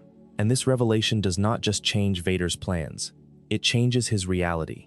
For 19 years, Vader's existence has been sustained by rage and pain, and the conviction that everything he loved is gone. That conviction is the foundation of his servitude to Palpatine. If Padmé is dead and the child is dead, then there is nothing to go back to. There is nothing to be redeemed for. The only direction is forward, deeper into the dark, because the alternative is to stop and look at the wreckage behind you, and that wreckage will kill you faster than any lightsaber. But now there is Luke, and Luke changes the equation. Because if Luke is alive, then Padmé's legacy is alive. And if Padmé's legacy is alive, then maybe Anakin's is too. Maybe the boy from Tatooine is not entirely dead. Maybe the machine has a heartbeat after all. And that possibility, that tiny, impossible, devastating possibility, is the thing that will eventually save the galaxy. Not because it makes Vader good, but because it makes Vader conflicted. And conflict, in a Sith, is the beginning of the end. The Empire Strikes Back, released on May 21, 1980, contains the single most famous moment in the history of cinema, and it is worth examining that moment through the lens of Anakin's tragedy rather than Luke's journey. The carbon-freezing chamber on Cloud City. Darth Vader and Luke Skywalker fight. Luke is outmatched. Vader is not trying to kill him. He is testing him. He is measuring him. And when Luke is disarmed, literally, his hands severed, his lightsaber tumbling into the abyss, Vader makes his offer. The line, as spoken in the film, is, "No, I am your father." Not "Luke, I am your father," which is the misquote that has embedded itself in popular culture. The actual line is colder, more direct, more devastating, because it is a correction. Luke has just accused Vader of killing his father, and Vader does not explain. He does not justify. He does not tell Luke the story of Anakin Skywalker and the Jedi and Palpatine and Padmé. He says 3 words, "I am your father," and then he extends his hand and asks Luke to join him. Now consider this from Anakin's perspective, from inside the suit. Darth Vader has just discovered that his child survived. Palpatine told him Padmé was dead, that his anger killed her, that the child died with her. For 20 years, Vader has believed that he destroyed his own family, that the one thing he loved most in the galaxy was gone because of what he did. And then a pilot destroys the Death Star, and the name comes back to Vader through Imperial intelligence, and the name is Skywalker, and the universe cracks open. His child is alive. Padmé's child is alive. Some piece of the life he destroyed survived. And Vader's first instinct, his very first instinct upon confirming this, is not to kill Luke or capture him for the Emperor. It is to recruit him, to bring him close, to have him by his side. The offer on Cloud City is not a political alliance or a military strategy. It is a father asking his son to come home. It is the same impulse that drove 9-year-old Anakin to promise his mother he would come back. It is the same impulse that drove 19-year-old Anakin to cross a desert to find her. It is the same impulse that drove 22-year-old Anakin to massacre a village to avenge her. Anakin Skywalker has only ever wanted one thing: to not be alone, to have someone stay. Luke refuses. Luke chooses to fall rather than join his father. He drops into the abyss, and Vader stands at the edge and watches. And behind the mask there is a face that no one has seen in 20 years. And on that face is an expression the saga will never show you but that you know is there. Not anger, not rage, not the cold calculus of a Sith Lord. Loss. The same loss he felt when his mother died. The same loss he felt when Ahsoka walked away. The same loss he felt when Padmé collapsed on the landing platform. Anakin Skywalker has been losing people his entire life, and the mask does not stop the losing. It just stops anyone from seeing it. There is a reading of the original trilogy that treats Vader as irredeemable until the very end, as a monster who only turns at the final possible moment because of Luke's unique connection to him, and that reading is valid. The original trilogy, taken on its own terms, does not spend much time on Vader's interiority. He is a villain. He serves the villain's function. He threatens and intimidates and destroys. The glimpses of humanity are rare and ambiguous. A moment of hesitation here, a clenched fist there, the way his helmet tilts slightly when Luke is mentioned. But the prequels and the Clone Wars have changed that reading forever. You cannot watch Vader interrogate Princess Leia in A New Hope and not think about the man who once protected a Togruta Padawan with his life. You cannot watch Vader choke Admiral Mahdi and not think about the boy who was choked by the invisible collar of a slave's transmitter chip. You cannot watch Vader kneel before the Emperor and not think about the child who knelt before the Jedi Council, looking for approval, finding only suspicion. Every act of cruelty Vader commits is shadowed by the knowledge of who he was before the mask, and that shadow does not excuse the cruelty. It amplifies it. It makes it worse, because you know that somewhere inside that machine, buried under 23 years of pain and anger and self-hatred, the boy from Tatooine is still there, and he is watching himself do these things, and he cannot stop. That is the specific horror of Darth Vader, viewed through the full lens of the saga. He is not a man who does not feel. He is a man who feels everything, and has no way to express it except through violence. The suit is not just a life support system, it is a sensory deprivation chamber. Anakin, who was once defined by his connections, to his mother, to Padmé, to Ahsoka, to Obi-Wan, to Rex, to the clones, to 3PO and R2, is now defined by their absence. He cannot touch. He cannot breathe without assistance. He cannot feel the sun on his skin or the wind on his face. He exists in a state of permanent physical suffering that mirrors his permanent emotional suffering, and the only outlet the dark side gives him for that suffering is rage. So he rages against the rebels, against his officers, against the galaxy, against himself, for 23 years. And then his son shows up, and his son looks at the monster and sees the man, and his son says, "I know there is good in you. I can feel the conflict in you." And for the first time in 23 years, someone is looking at Anakin Skywalker and seeing Anakin Skywalker, not Darth Vader, not the Emperor's enforcer, not the Jedi killer, the boy from Tatooine who built droids and raced pods and loved his mother. Luke sees him, and Anakin, who has been invisible inside the suit for over 2 decades, is seen. That is what saves him, not the Force, not a lightsaber, not a battle, being seen, being known, being loved not despite the monster but through it. Luke does not love the idea of his father. He does not love the memory of Anakin Skywalker. He loves the person standing in front of him, mask and all, breathing and all, crimes and all. He loves the whole of it. And that wholeness, that refusal to divide Anakin from Vader, the way the Jedi divided light from dark, is the thing that breaks through. There is a version of this story that ends on Mustafar. The villain is born, the hero dies, the galaxy falls, credits roll. But Star Wars is not that kind of story. Star Wars is the story that insists, against all evidence, against all logic, against the accumulated weight of every terrible thing Anakin Skywalker has done, that there is still a boy inside the machine, that the light does not go out, that love, which was the weapon Palpatine used to destroy Anakin, is also the only thing that can save him. And it takes 23 years, but it works. The original trilogy, A New Hope in 1977, The Empire Strikes Back in 1980, Return of the Jedi on May 25, 1983, tells the story from the other side, from Luke's side. Luke Skywalker, Anakin's son, raised on Tatooine by Owen and Beru Lars, hidden from his father, hidden from the Empire, growing up on the same desert planet where his father was a slave. The poetry of this is almost too perfect. Luke watches the twin sons set the same way Anakin did. He dreams of leaving the same way Anakin did. He is found by a Jedi the same way Anakin was, but everything that happens after is different. And the reason it is different is that Luke has something Anakin never had: unconditional love from the people who raised him. Owen and Beru Lars are not glamorous characters. They are moisture farmers. They are ordinary people living ordinary lives on an extraordinary planet. But they love Luke. They protect him. They give him a stable home and a stable identity, and the foundational security that Anakin was denied the moment Qui-Gon took him from Shmi. When Anakin left Tatooine, he left his mother behind and was told not to look back. When Luke leaves Tatooine, his family has been murdered by the Empire, and he carries their memory with him as a source of strength, not a wound. The difference is everything. But this is not Luke's story. This is Anakin's.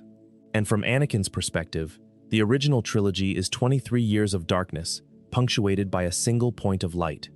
Darth Vader, in the original trilogy, is not a character in the way the prequels and the Clone Wars made him a character. He is a force, a presence, a black shape in a doorway. The breathing precedes him. The music changes when he enters. He commands through fear. He kills subordinates who fail him. He hunts the remnants of the Jedi with mechanical precision. There is, to all outward appearances, nothing left of Anakin Skywalker inside that suit. But consider the evidence. Vader is obsessed with finding Luke.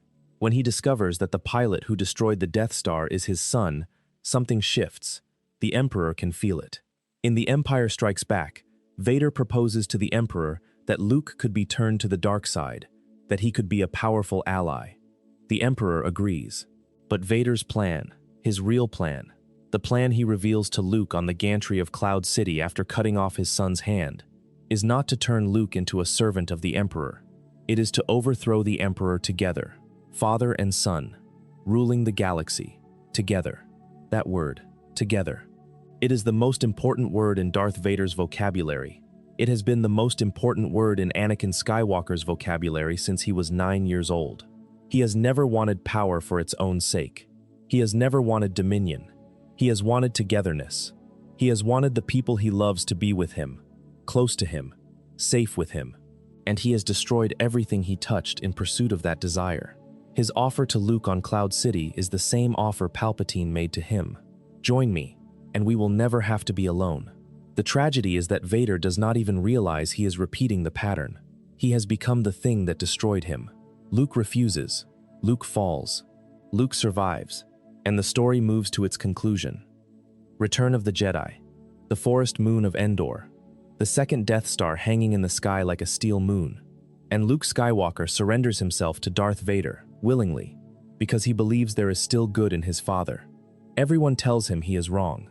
Obi-Wan, speaking as a Force ghost, tells him Vader is more machine than man, twisted and evil. Yoda, dying on Dagobah, confirms that Luke must confront Vader but offers no hope of redemption. The entire weight of Jedi wisdom says that Anakin Skywalker is gone and only Vader remains. But Luke believes otherwise.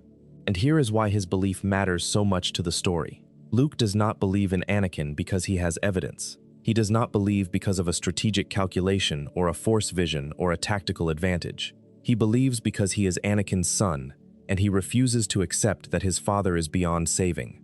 He believes because love is not rational, because hope is not logical, because the Force is not a weapon or a tool or a philosophy, but a living thing that connects all life. And through that connection, Luke can feel the conflict in his father. He can feel the boy inside the machine. The throne room of the Death Star. The Emperor sits on his throne. Vader stands at his side. Luke is brought before them, his hands bound. And what follows is the final act of Anakin Skywalker's story. And it is not told through action. It is told through silence. The Emperor goads Luke. He reveals that the rebel attack is a trap, that the fleet will be destroyed, that Luke's friends will die. He wants Luke to give in to his anger, to strike him down, to take his place at Vader's side. And Luke resists. He resists for as long as he can. But when Vader reads Luke's thoughts and discovers that Luke has a twin sister, that Leia is his daughter, Vader says that if Luke will not turn, perhaps she will. And Luke breaks. He attacks Vader with a fury that is not Jedi and not Sith, but something purely human. He beats Vader down. He cuts off his hand. He stands over his fallen father with a lightsaber raised, and the Emperor cackles and says good. And Luke looks at his own mechanical hand, and then at Vader's sparking stump, and he sees what he is becoming. He sees the mirror. Luke throws his lightsaber away. He turns to the Emperor and says he is a Jedi, like his father before him. Not like his father was, like his father is. Present tense. Luke is not referring to the Jedi Knight who fought in the Clone Wars. He is referring to the man inside the suit. He is saying that Anakin Skywalker is still a Jedi, right now, in this moment, despite everything. The Emperor does not appreciate the sentiment. He attacks Luke with Force lightning. The energy tears through Luke's body. He screams. He writhes. He falls to the floor at Vader's feet, and the Emperor pours lightning into him, and Luke cries out for his father. Not for Vader, for his father. And Vader watches. This is the moment. This is the fulcrum on which the entire 6-film saga balances. Darth Vader, the most feared being in the galaxy, the right hand of the Emperor, the man who massacred the Jedi, who choked his pregnant wife, who cut off his son's hand, who has spent 23 years in a suit of mechanical agony, stands in a throne room and watches his master kill his child. And he has to choose. He cannot save Luke and survive. The suit's life support systems are vulnerable to Force lightning. If he touches the Emperor, the electricity will destroy the circuits that keep him alive. Vader knows this. He has to know this. He has worn this suit for 23 years. He knows its weaknesses the way a prisoner knows the walls of his cell. If he saves his son, he will die. Anakin Skywalker, the boy who was afraid of losing everything, who fell to the dark side because he could not bear the thought of losing Padmé, who built an empire of suffering on the foundation of his fear of loss, chooses to lose. He chooses to let go. He reaches out, and he grabs the Emperor, and he lifts him, and the lightning surges through the suit, and the circuits short, and the systems fail, and the breath stutters, and Anakin Skywalker carries Darth Sidious to the edge of the reactor shaft and throws him in. Palpatine falls, the lightning fades, and Anakin falls too, because the suit is dying, because the machines that kept him alive for 23 years are shutting down one by one, and the man inside the armor can feel it ending. Luke drags his father to the shuttle bay. Anakin tells him to take off the mask. Luke says he will die. Anakin says nothing can stop that now, and Luke lifts the mask, and for the first time in 23 years, a human face looks out from behind the black metal. It is a ruined face, pale, scarred. The eyes are not yellow anymore. They are clear, and they are looking at Luke with an expression that the mask has hidden for over 2 decades. Love. Simple, uncomplicated, devastating love. The kind of love that Anakin Skywalker has been searching for his entire life.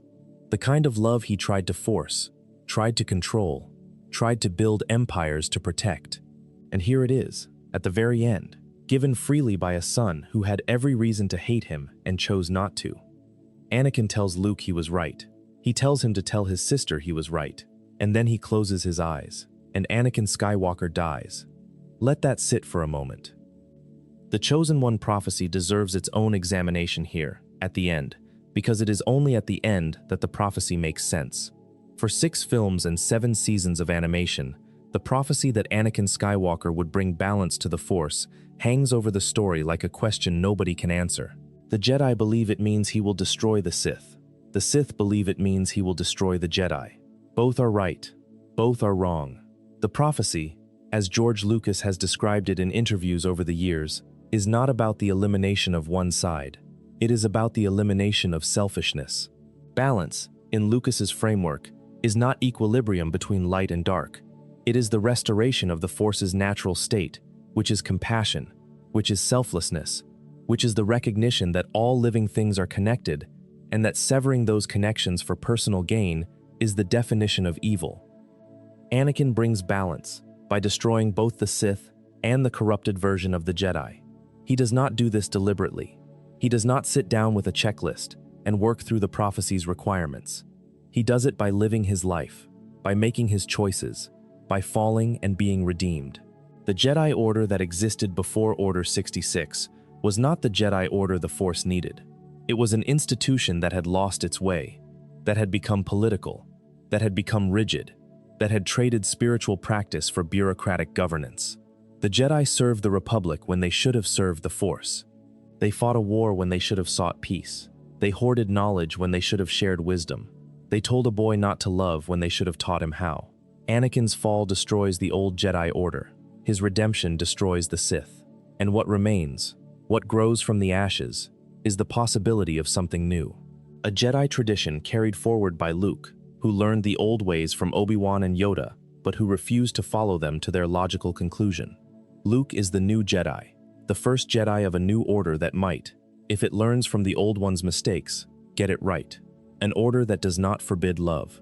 An order that does not take children from their parents. An order that does not treat fear as a disqualification, but as a starting point. An order that understands that the most dangerous thing in the galaxy is not a boy who loves too much, but an institution that does not love enough. That is what balance looks like. Not a Force with no dark side, not a galaxy with no suffering, but a tradition that has learned, through the most painful possible lesson, that love is not the enemy, that attachment, for all its dangers, is also the only thing that makes the Force worth serving, that the answer to fear is not the absence of feeling, but the presence of someone who cares enough to sit with you in your fear and say, "You are not alone." The tragedy also has a dimension that is entirely structural, and it is the dimension of classical drama. George Lucas has spoken about the Star Wars saga as a Shakespearean tragedy, and the comparison is not idle. Like Macbeth, Anakin is a warrior of proven valor who is destroyed by ambition that is not entirely his own. Like Othello, he is a man of great gifts who is manipulated by a figure who exploits his insecurities. Like Hamlet, he is paralyzed by the gap between what he knows he should do and what he actually does. But unlike any of Shakespeare's tragic heroes, Anakin gets a final act of grace. He gets the moment on the Death Star. He gets to choose differently. He gets to prove that the prophecy was true, that the balance was always possible, that the boy from Tatooine was never entirely gone. Shakespeare's tragedies end in death. Star Wars ends in death too, but it also ends in transcendence. Anakin dies, but he does not disappear. He becomes one with the Force. He appears as a ghost. He smiles. The saga insists, against the weight of everything that has happened, that the story is not over, that death is not the final word, that the connections we forge in life persist beyond it. This is not a philosophical position, the saga argues. It is a spiritual one, and it is the reason the story endures. Because in a world that often feels dark and complicated and full of institutions that fail the people they are supposed to serve, the idea that love outlasts death, that a broken man can be redeemed, that a son's faith in his father can move the unmovable, that idea is not childish. It is essential. It is the thing the human heart has been reaching for since the first story was told around the first fire. There is one more thing that needs to be said about the tragedy of Anakin Skywalker, and it is about sound. Because Star Wars, more than any other film franchise, is a story told through sound, and Anakin's story is defined by two sounds that frame his entire existence. The first is silence. Anakin's most important moments happen in silence, or close to it. The goodbye with Shmi, the rumination scene with Padmé on Coruscant, the moment in the council chamber when he decides to go to the Chancellor's office, the moment Ahsoka walks down the temple steps, the moment Luke removes the mask. In all of these scenes, the dialogue falls away, and what remains is the sound of the score, and the sound of breathing, and the absence of the words that should have been said. Anakin's tragedy is a tragedy of things left unspoken. The Jedi did not tell him they cared. Obi-Wan did not tell him he loved him until it was too late. Padmé did not tell him about the rebellion she was building. Palpatine told him everything except the truth. Anakin lived in a world where the most important things were never said aloud, and the silence ate him alive. The second sound is the breathing, the mechanical, rhythmic, inescapable breathing of the suit. It is the most recognizable sound in cinema. It is the sound of a machine keeping a body alive. But listen to it differently. Listen to it as the sound of a man who cannot breathe on his own, who has not drawn a natural breath in over 2 decades, who exists in a permanent state of suffocation, interrupted by mechanical intervention. The breathing is not menacing, it is mournful. It is the sound of someone who is always struggling for air. It is the sound of a life sustained by technology and suffering and nothing else. John Williams understood this. The score he composed for the saga is not just accompaniment, it is characterization.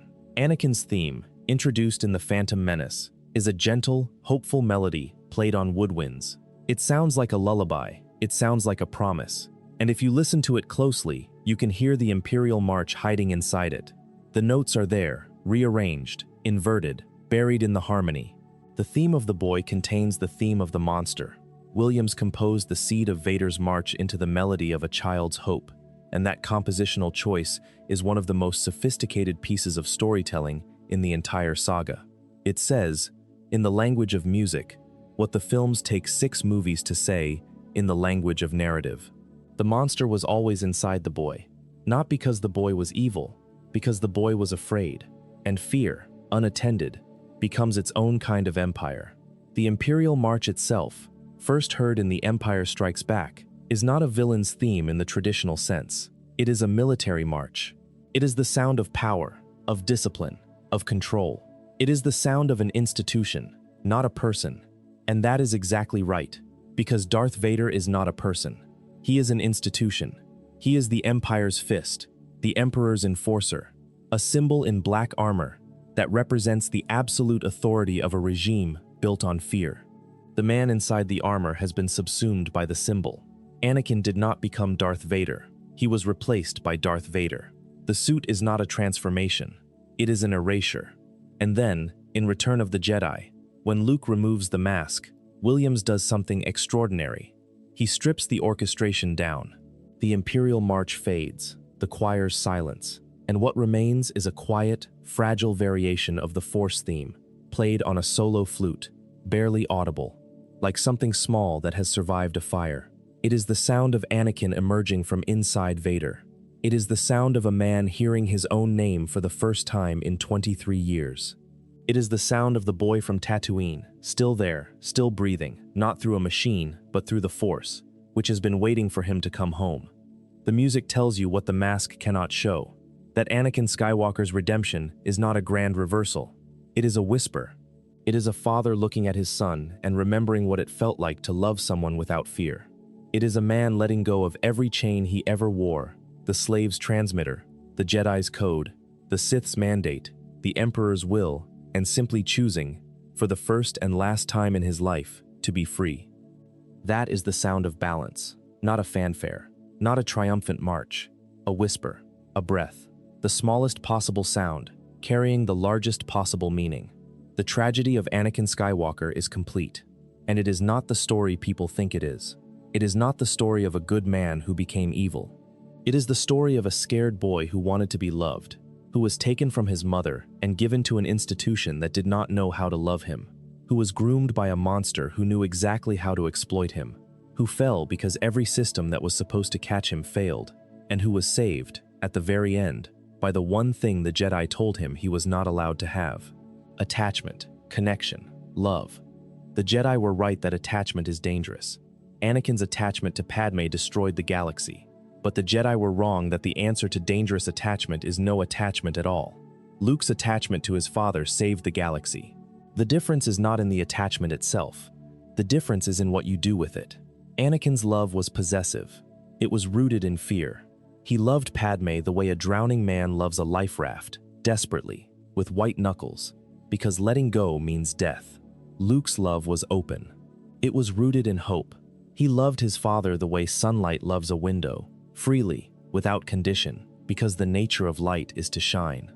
The prophecy was fulfilled.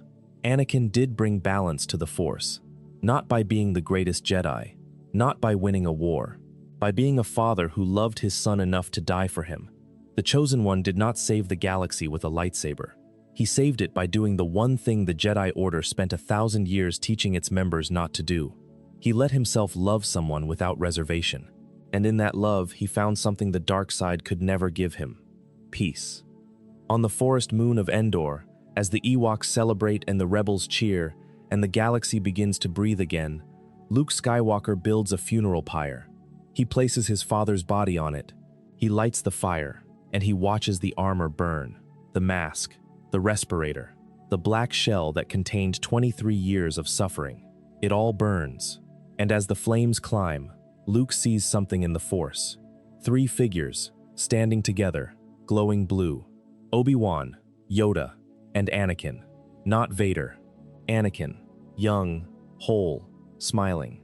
The smile he had on Tatooine, in the Junkyard, before any of it started. He is free. The Force ghost is worth dwelling on, because it is the saga's final word on who Anakin Skywalker really was, and it is a word the saga chose carefully. In the 2004 special edition of Return of the Jedi, George Lucas replaced the original Force ghost of Anakin, played by Sebastian Shaw, the actor who appeared under the mask in the unmasking scene, with a younger version played by Hayden Christensen. This was a controversial change. Many fans felt it was an unnecessary alteration, but the storytelling logic is devastating. Lucas chose to show Anakin as he was before the fall: young, unburned, whole. The version of himself that Obi-Wan and Yoda would have recognized. The version that existed before the mask. And the implication is that this is who Anakin truly was. Not the burned man under the helmet. Not the Sith Lord in the black armor. The young Jedi who loved too much and lost everything. The Force preserves that version of him. The Force says, this is the real Anakin. Everything that came after was a distortion, a corruption, a deviation from the truth of who this person was supposed to be. You can debate whether the original or the special edition Ghost is more effective. Both have merit, but the choice Lucas made reveals his understanding of his own character. Anakin Skywalker was not Darth Vader. Darth Vader was what happened to Anakin Skywalker when fear and grief and manipulation conspired to bury him alive inside a suit of black metal. And the Force, which created Anakin, which placed him in the galaxy for a purpose, recognizes the boy, not the monster. It takes him back. It makes him whole. It gives him the smile he had on Tatooine. There is a profound gentleness in that. The saga that spent 3 films and 7 seasons of animation documenting the most thorough destruction of a human being in fiction ends by restoring him. Not physically, not in any way that undoes the damage, but spiritually, in the language of the Force, in the only language that matters in this universe. Anakin Skywalker is forgiven by the fabric of reality itself, not because he earned it, because the Force does not operate on the logic of earning. The Force operates on the logic of connection, and Anakin, for all his sins, never lost his connection. It was buried, it was denied, it was weaponized against him, but it was always there. In his love for Padmé, in his bond with Ahsoka, in his loyalty to Rex, in the way he treated R2 as a friend, in the way he built 3PO from spare parts because a slave child on a desert planet needed someone to talk to. The connection was always there, and the Force at the end honors it. Not free the way the Jedi meant it, not free from attachment, from feeling, from the messy and dangerous and beautiful business of caring about other people, free from the mask, free from the machine, free from the lie that told him power was the same as love and control was the same as devotion, and that the answer to fear was more fear. There is a final thread that ties the entire saga together, and it is names. The story of Anakin Skywalker is, on one level, a story about what it means to be named, about who gets to decide what you are called and what that calling means. Anakin is given his name by his mother. She is a slave. She has no power, no influence, no standing in the galaxy. But she names her son. That act, the naming, is the most powerful thing she does.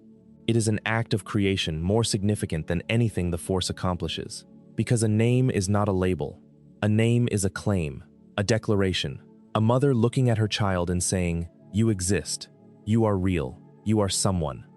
Palpatine takes that name away. He gives Anakin a new one, Darth Vader. And the new name is not an addition. It is a replacement. From the moment of the naming in the Chancellor's office, the person called Anakin Skywalker is supposed to be dead. Palpatine says it explicitly. He tells the newly christened Sith Lord that Anakin Skywalker was weak, that Vader is strong, that the old self must be discarded like a shell. And Vader accepts this. He accepts it because accepting it is easier than looking at what Anakin has done. If Anakin is dead, then Anakin does not have to answer for the temple. If Anakin is dead, then the guilt belongs to a ghost. The new name is not just a Sith tradition. It is a psychological defense. It is a way of surviving the unsurvivable by pretending it happened to someone else. But the name does not stick. Not completely. Obi-Wan, on Mustafar, does not call him Vader. He calls him Anakin. Padmé, on the landing platform, does not call him Vader. She calls him Anakin. And Luke, on the Death Star, 23 years later, does not call him Vader. He calls him Father. The people who love Anakin refuse to use the name his abuser gave him. They insist on the name his mother gave him. And that insistence, that refusal to accept the erasure, is what keeps the boy alive inside the machine. Every time someone calls him Anakin, they are saying, you are still there. You are still real. You are still someone. And every time Vader insists that Anakin is dead, he is trying to convince himself of a lie he does not fully believe. The last words Anakin speaks are about his son. Tell your sister you were right. These are not the words of Darth Vader. Darth Vader would not acknowledge a sister. Darth Vader would not admit that anyone was right about anything. These are the words of Anakin Skywalker, the father, speaking for the first time in 23 years. The name, the real name, the name his mother gave him, rises to the surface in the final moments of his life and reclaims everything the darkness tried to take.